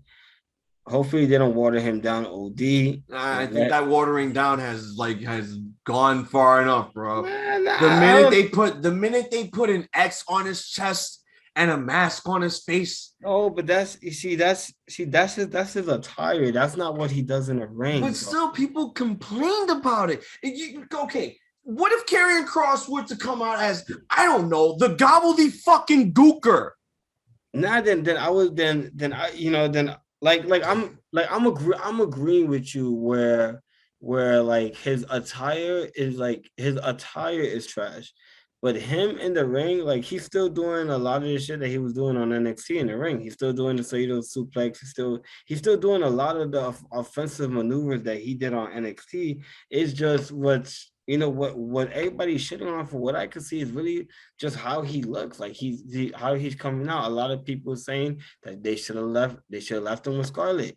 They should have at least, like, if you're gonna bring it to the main roster, yeah. Like, I know between you, Six, and Tevin, you guys hate the fact that she sings the song. But let's be honest, that entrance is what made, what people gravitated. A lot of people gravitated to that entrance. And then, a lot of people was fan of his, the dominant entrance, the in-ring style that he had. That was dominant. That together in NXT, that was a pack. That was like the full package right there. And then when you bring him to the main roster, you take off Kross. His song is still the same, yet there's pieces missing from the song. And then you dress him up the way you dress him. You don't build him up to lead him to come to the main roster. So now the fans are gonna shit on him. Definitely, even the fans that once liked him when he was on NXT. You feel me? And that's what I, for me, that's what I see that. That's why I say they water him down. Not in the ring. I don't feel like they watered him down. I feel like he's still doing the same things he was doing on NXT in the ring. But most definitely his attire, his entrance, stuff like that, they did water him down. And, that's why I agree with you. But in the ring now, I don't feel like they water him down. I feel like he's still dominant depending on who he goes up against. Here's the thing, like, you gotta, yes, the way he presents himself in the ring is what everyone wants to see overall. Yeah. But the way that WWE is presenting him as a character in general, whether wrestling or not, just as a character in general, character's not good. It's what's ruining him. Because this is what's funny. Before I finish this this is what's so funny. Last week, had a match against Morrison. Do you remember that they were facing each other on Impact for the Impact World title? I seen that post, yeah. And then, they're doing this Moist TV shit, and it just looks so stupid and awkward. And it's just like, hey, we're not going to talk about what we used to do in the past because that's irrelevant. We got to do what WWE tells us to do because guess what? We're just fucking cogs in the machine working for a solid paycheck.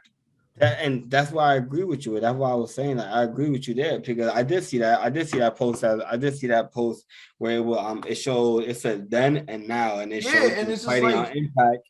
It showed their match on Impact, then it showed the match they had on Raw. Because it's just like it implicated like, wow, look at how low you stooped, guys. Look at how WWE not just ruined you. Look at how WWE stooped you to the lowest of the low. It's not a burial. It's really not a burial. It's just, I'm sorry. It's just,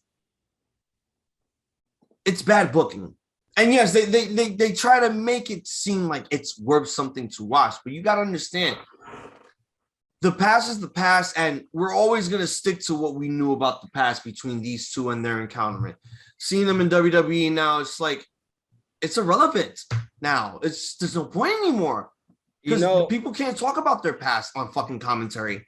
Listen, that shit, I feel like it sucks because some of these people have some amazing, like they've done some cool shit, in their past in other wrestling companies, and because WWE is just so, Vince and them are just so stuck up in their ass or whatever.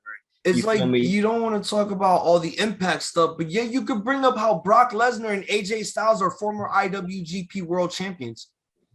Yo, for real, you can do that, right? Like you can do that, but this is why AEW is not change up. This is why AEW is so much better because they inform their audience on the people that we know, not that some of us may not know nothing about, but yet they know, oh, this person has been this champion at this promotion, or this person has done this, years ago, like they inform you on the person that's in the ring if you may not know who that person is.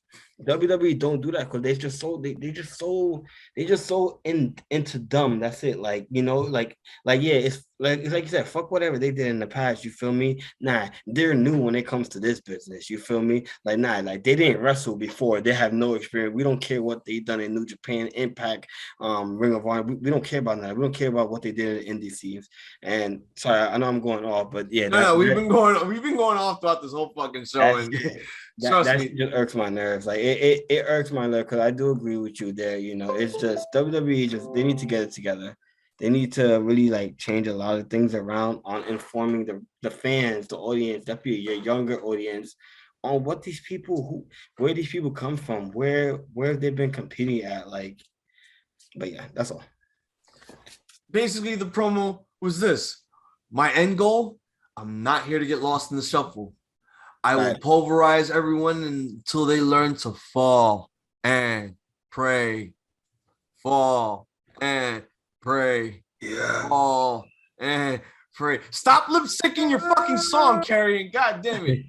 Hey, listen, he misses his baby not there with him singing it. I mean, look, I'm happy that Scarlett gets to sing the actual theme song. I mean, I'm just, again, yes, that's from all of us here at the Ramblemania. So we do not like the lip syncing. Like, this is not a competition.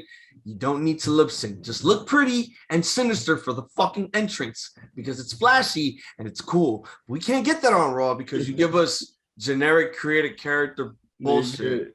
Yeah, I feel you. So man, I'm just literally waiting for someone to knock on his door to pick a fight with him. That's just literally all I'm waiting for. All right, so Kross's back. That's all I'm saying. I'm gonna always have Kross's back. Kross, if you ever watch this, I have your back, bro. Yeah, please watch this because we have your fucking back on this. Like, you deserve so much better than what Vince McMahon is doing to you. I'm not saying you're officially like you're literally buried. I'm just saying like they're dragging you down on the main roster, and that's not looking good for your career, let alone your stock. I know, right? We're at the home stretch. Fuck. I think this is like going to be 2.5 hours. It's probably one of our what? It's worth it because not only was this Raw great, but like this Raw was to the point where like we've been having fun on this podcast, and I'm enjoying this. Raw needs to do this more. Seriously, you need to do more of this shit. Just tell Vince to go away for like ever and have the best show of your lives. Yes, let's have Monday feel like it's something to watch at 8 o'clock to 11 p.m. Yes, sir. Yes, sir. for the WWE Championship for the first time in 14 years. I guess we're just gonna add the number of years in every promo of how many times it takes to win a championship, how long it takes for people that they haven't wrestled in years before. Like, yeah, that's so true. Oh my god. It started with Kofi Kingston and the whole 11 years shit. And now it's just like, oh, Drew McIntyre, I've been waiting 17, 19, 135, 6,000, whatever minute years to win the WWE Championship.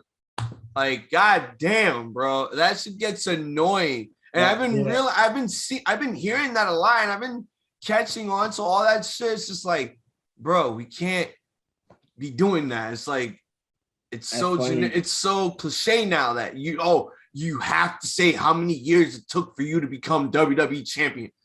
It's like, just funny because it's so true though. Like, it's true, but it's just like, does everyone need to fucking say it?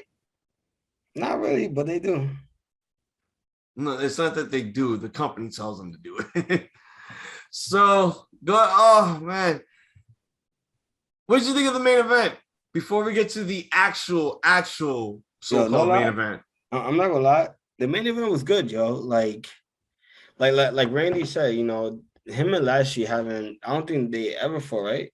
Or they haven't fought in a while. He said, I believe it was. They said they haven't fought in 14 years. I'm like, so wow. Yeah, so that I ain't gonna lie, that's a pretty long time, but definitely to where both of these guys are at right now in their career. This match was pretty solid, man. Like, honestly, it's like the older Orton gets, the better he keeps getting, bro. This man, even with the mask that he has now, because let's be honest, back in the days, Slim Orton, when he was Legacy, that was the slimmest he was.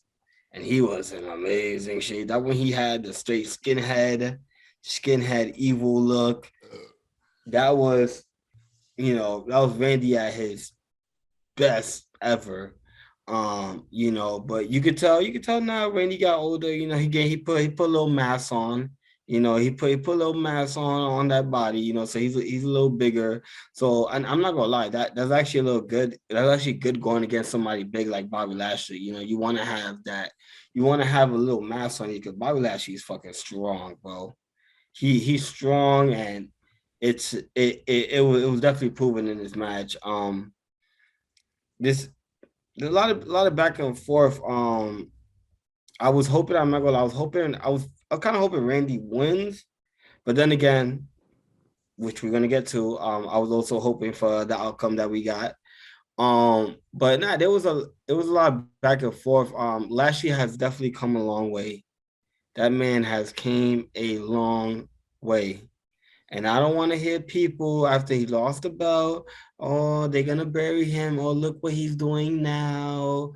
Because, listen, yes, he was up here. But once you're up here, where is there to go? I mean, it's not really going to be a burial because the only reason why they fucking took the title off him because he's going to lose to goddamn Oldberg at Saudi. And yes, and real quick, talking about that, I know I was telling you, and I know we had a disagreement, but I know for sure that I said it on a Raw when we was recording that. We did it 2 weeks ago, and like I still have the footage. Like I did look it over, and when we talked about it, I did say in the segment that because I always repeat everything that they say in the segments and shit. Yeah. He said it in the fucking promo that, oh, he's not coming for the championship. He's coming for Lashley's soul. Yeah. So this is literally the legit reason on why they needed to pull the trigger on this, because if Goldberg's not going to win the WWE championship from Lashley, he's going to have to beat him for putting his hands on his 15-year-old boy. And that's why I was saying when we recorded, I was like, Goldberg is not winning that title. Like, he's not. They're not gonna. And I said it during there as well. I said they're not gonna go from somebody as dominant as Bobby Lashley, right? Somebody like give it Bobby to a Lashley part-timer. The greatest. Yo, for a part-timer, and he's already at that age that he can't continue for that long. Well, I mean, you can't really say that, because do you not remember what happened? No, you're right. You're right. But I'm saying, like, compared to a it's just like thinking about it. it really irks me knowing that the Fiend really lost to go. That's why I'm like looking up. I'm like, I want like thinking of a thought bubble. I'm like, that shit just popped in my head. Yeah, but they did that because they had something else that they were going with it. You know, the Fiend wasn't part of the idea when that came, and it sucks. It was stupid as hell, but I am in my mind, I knew it in my head. I'm like, yo, they're not gonna give this to Goldberg. If anything, I thought, and like I said earlier, I thought what was gonna happen is that Goldberg faces Lashley, not for the title, right? Lashley still keeps his title because he didn't defend it against Goldberg. Then once the draft comes, and that's how I was thinking, the Big E comes to Raw, joins the New Day, beats Lashley, become champion. That's how my whole setup in my head went. Yeah, that's how I had it going. But it kind of still happened away. It just he didn't officially reunite with New Day, and he didn't cash in. He didn't cash in during the draft. But everything else, like him winning it and Lashley not losing it to Goldberg, like I was right about. And I just had a feeling, man. Definitely, like I said, him being at the peak of his level, they weren't going to do that. But yeah. What were your thoughts on him versus Orton though? oh, the match, it was great. It was. I enjoyed it. Like I said, it took they didn't fight in a while, so definitely getting this was a fresh air, something a little fresh to the usual stuff that we're used to. Like I said, Randy still has it. I believe he's older than Bobby. I think I don't quite know. They're both in their 40s. Oh, okay. So yeah, so Randy still got it, man, and I would still like to see Randy chasing the title. Let's have a few other people chase for the title, but I wouldn't mind seeing Randy versus E. I wouldn't, any of those options. But the match was definitely good. I wouldn't mind seeing it again. I wouldn't mind seeing Bobby Lashley and Randy in a few more times. Just give them a little bit more time as well. But good. It was definitely a good match. I enjoyed it, and I want to see it again eventually. This match to me, it was again, like I could agree with you. This was like this whole entire Raw had like a breath of fresh air. There weren't really a lot of rematches in the show, and surprisingly, there were no fucking roll-ups. Oh, well, there was a few roll-ups, but there were no roll-up victories. Yeah, let's give it up for that. Yes, roll up victories. That's what I like to call a breath of fucking fresh air right there. Because let me tell you right now, 2020 throughout this year was just like the year of fucking roll up victories. Like, really, you guys ran out of ideas for you to finish your fucking matches. Why do you give your wrestlers fucking finishes to begin with if you fucking have matches ending up in a goddamn motherfucking roll up? Listen, I do agree with you there. I said it. As I said earlier, I hate it when matches end like that. Distraction. I'm like, yo, what kind of Hong Kong fooey shit are you doing here? Like, nah, chill the fuck out, man. I don't like seeing people roll each other up. Like, what the fuck? That was good to point out. That was good to point out because I didn't realize that. But yeah, there's one thing that I need to say, and that's with Bobby Lashley's, enormous fucking almighty entrance. They need to cut a clip from that entrance, and that's him spearing Braun because he's not in the company anymore. We need to get rid of that clip. You got to get rid of that clip, man. This match, though, was actually it was actually really good. It was really fucking good. I enjoyed it. I mean, again, this is the first time in like 14 years. I mean, I don't remember when the fuck they actually faced each other. I don't know if it was in an ECW event when Lashley was the champion. I do not recall, and I don't think I'm ever going to research it because I don't have time. So... yeah, I mean, like it was a good main event. It had a really good story here because they pulled this match out of the fucking pay-per-view to have it here. And I'm guessing, well, they were saying because, AEW is doing something, so we got to do it too. We want to prove that we're actually still a really good show on Monday, so we got to do what AEW did. Even better. I mean... was it even better? I can honestly say it was not. It was sort of the same. Yeah, it was kind of the same. Yeah. I do believe throughout the whole match, Lashley sustained a knee injury when he was facing Orton because he was kind of grabbing onto his. I don't know if it was the right or the left knee, but he was grabbing onto his knee throughout most of the match. And I'm like, oh shit, this ain't good. This is not good at all. But it was a really really amazing match, a really good showcase and good main event. It was very slow paced until it got good. You know, they wanted to save all the big stuff for like the middle to the very end. And I like that. You know, it's good psychology between these two. And these two could actually fucking gel in the ring. I'm like, wow, the crowd is actually really fucking into this shit. And I was actually into it. I'm like, holy shit, this is actually a good show, let alone a good fucking main event. And then it got better at the fucking end. But what happens at the end is basically, you know, where the fuck are we? All right. So Riddle gets up and he argues with MVP at ringside. So Orton goes out and hits MVP with an RKO, a really shitty RKO because, you know, it didn't look that good because MVP landed on his knee instead of taking the whole bump. I'm like, damn, bro. I'm like, damn, you could have just taken the whole bump. You're on a fucking mat. I mean, I know you're not wrestling as often as, you know, everyone else on the show right now, but still, you could have at least taken one good bump for the team. But it was a bump while it was. So he RKOs MVP. Orton makes his way back into the ring, and then Lashley hits him with a spear for the win. So Lashley is, you know, selling his knee. So I'm guessing it was a legit injury. So after the match is over, Big E's music hits. Oh no. Riddle comes in to check on Orton, but then Lashley attacks him. Lashley takes Riddle outside and runs him headfirst onto the ring post. Then Lashley grabs Orton, hits him with a spine buster through the announce table. And, you know, that's when the whole leg injury shit starts. And then Big E runs out to cash in his money in the bank. And then, you know, out of all things, we cut to fucking commercial. Like, bro, we didn't need to cut to commercial for that shit. We could have just had the match underway, ended the shit, had a good feel-good moment like you had at the fucking end with Big E, you know, hitting the big ending onto Bobby Lashley because he was selling his knee a lot.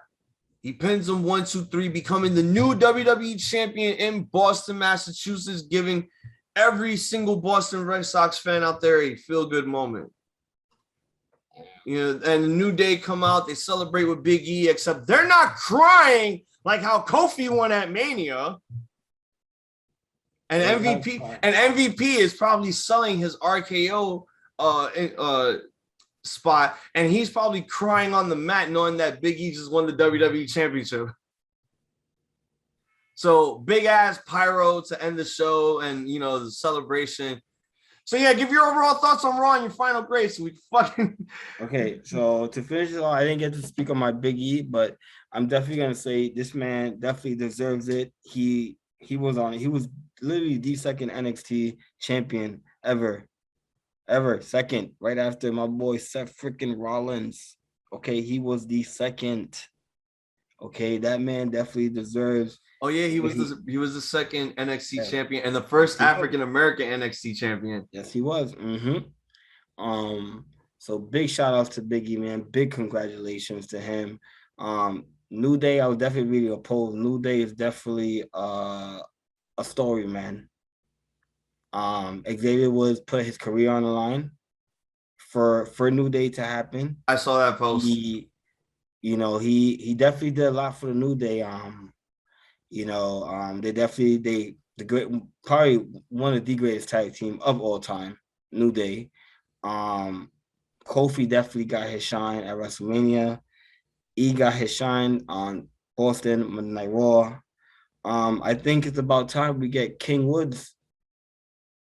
Oh yeah, because he wants to be King of the Ring. He's like, I don't want the WWE Championship after beating Bobby Lashley. I just want to be in the King of the Ring. He wants to be King in the Ring. I feel like we should give that man that.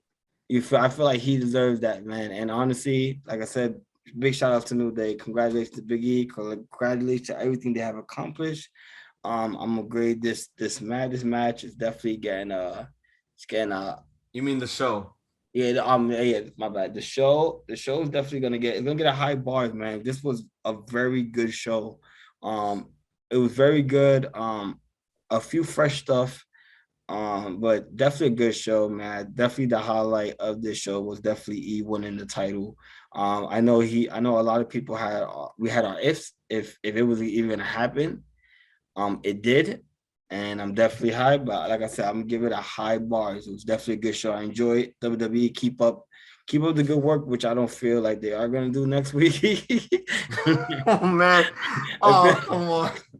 Don't jinx it now. Don't jinx it now. Because let me say my stuff real quick. For the past couple of weeks since we haven't recorded and we saw Raw, there have been some good, solid Raw shows.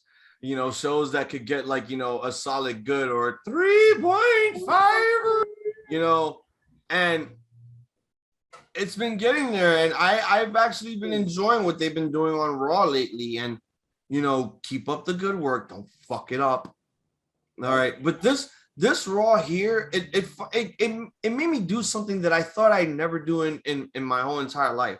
What was that? It made me put down my PS4 controller while I was playing Call of Duty Zombies, so I can actually watch this goddamn show. Because wow, look, it did something to you. Because look, most Raws, I was just have the fucking thing on the laptop, and I was just play Call of Duty while, you know, looking at a few clips here or there, and then I'll watch the whole thing again, like in a few days, to know if I missed something interesting, because I'll get so distracted.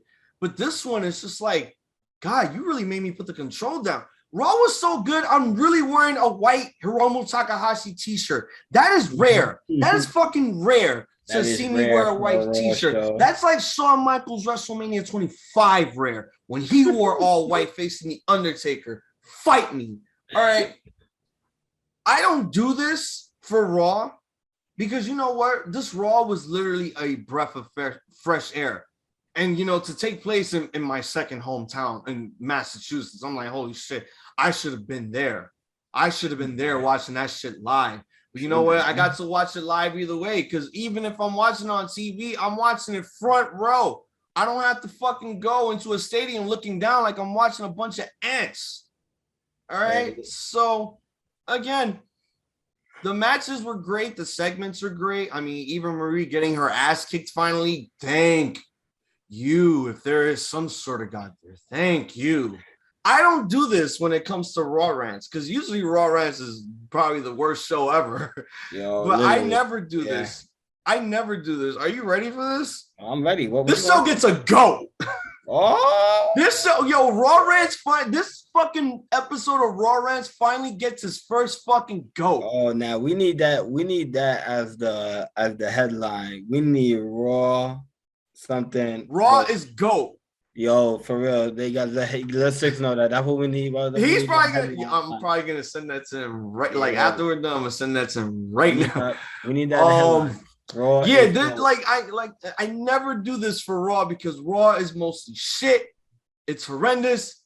It's abysmal, and sometimes it just makes me think about very, very bad things. Sometimes I don't watch it because, like, I just. You know, like just a few minutes just watching it, like you already know the show is gonna be bull. You already know that some bullshit's gonna. And then once you hear the lineup that they have for you, you're like, oh shit, yeah. Not even just the lineup; it's just it's just the way they presented the show. Mm-hmm. Especially if Vince McMahon was not there. Oh man, they definitely did good. They need to keep the ball rolling. Now you got a new champion. Let's start doing some stuff, man. Yeah, you got a new champion. Keep Drew away from it. Still, keep him away from it. I understand that Bobby Lashley is now the former WWE champion, but goddamn WWE, play your cards right. Keep Drew away from the championship picture for a fucking while. Supposedly, I'm hearing that the leader of this draft is supposed to be like the two people they're looking forward to is Drew and Edge. And that's another thing. Why are we doing this draft, weeks away from Survivor Series? Because now I'm really starting to hate it. Because guys who are on SmackDown are going to fucking Raw. And it's like, how is that going to be brand supremacy if you got fresh faces facing each other in a different brand? Like, I would say just do it after fucking Survivor Series. It just makes the most goddamn sense. I agree. We just gotta see what happens, but honestly, like we just gotta see what happens and see what they do. We just like I said, for everything, we just gotta give them a chance and see what happens. The same thing I said for NXT, like I wasn't like I know a lot of people were so quick to shit on it, but I was so quick to be like, listen, let's not shit on it. Let's see how the show goes. Let's see what they do, and it was okay. It was an alright show, but it's like I said, we just gotta give. Hopefully, it's It's not stupid. It's hopefully some good outcome comes out of it, and that's it. That's all we could do. But yeah, that's all I got for tonight. It just feels really good to hold on to this belt again, the original Ramblemania Heavyweight Championship. I will have that belt soon. It feels good to be 5 times. Now let's start my journey on becoming the very first ever 6-time Ramblemania champion. Can't have Tevin take that reign. Can't have him take that. No. That reign's not gonna happen until I win the champion. So neither you or Tevin is gonna move from 5 until I win. And 6 is just 6.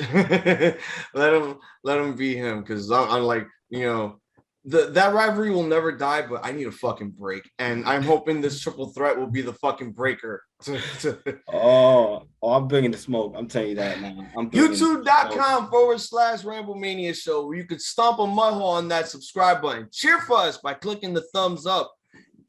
Every week we put out all 4 videos: Banter Clubs, AEW, NXT, Twin Magic, What's SmackDown, and Raw Rants. We put it all out there for you to watch and enjoy. For all of our social medias, Facebook.com/Ramblemania show, Instagram @Ramblemania show, Twitter @Ramblemania. For all of our audio platforms, search Ramblemania on Apple, Google, Spotify, Stitcher. Did I say SoundCloud? No, I didn't say SoundCloud. Stitcher, Anchor, and all your other audio podcasts. Just search the Ramblemania show, because every week we put out all the audio stuff for all of you to enjoy and listen on days like this, or days that you're feeling lonely and sad and having a bad moment. But everyone needs to have a very good day. Everyone. Jay, let them know where to find you at. You can find me at Savage PWPC, Savage with 2 A's, PWPC on IG. Soon, I know I said it a while ago, and I'm gonna make my Twitter. It's just be, I don't know. I don't be on IG like that neither. So, but I will make a Twitter, because I see that's where everybody's at now, and we got it. We gotta get I gotta get some fans to follow us on Twitter as well. And you can follow me on Instagram @iZombies, IZOMBIIESZ. I ain't making no fucking Twitter. I don't believe in Twitter. For Jay Savage, I'm Hazel the iZombie. We are Twin Magic, and we are also the Ramblemania show. We would like to wish all of you a porn and goodies. Too fucking sweet. Goodbye, good fight, and good night. Bang. Have fun in Queens, asshole.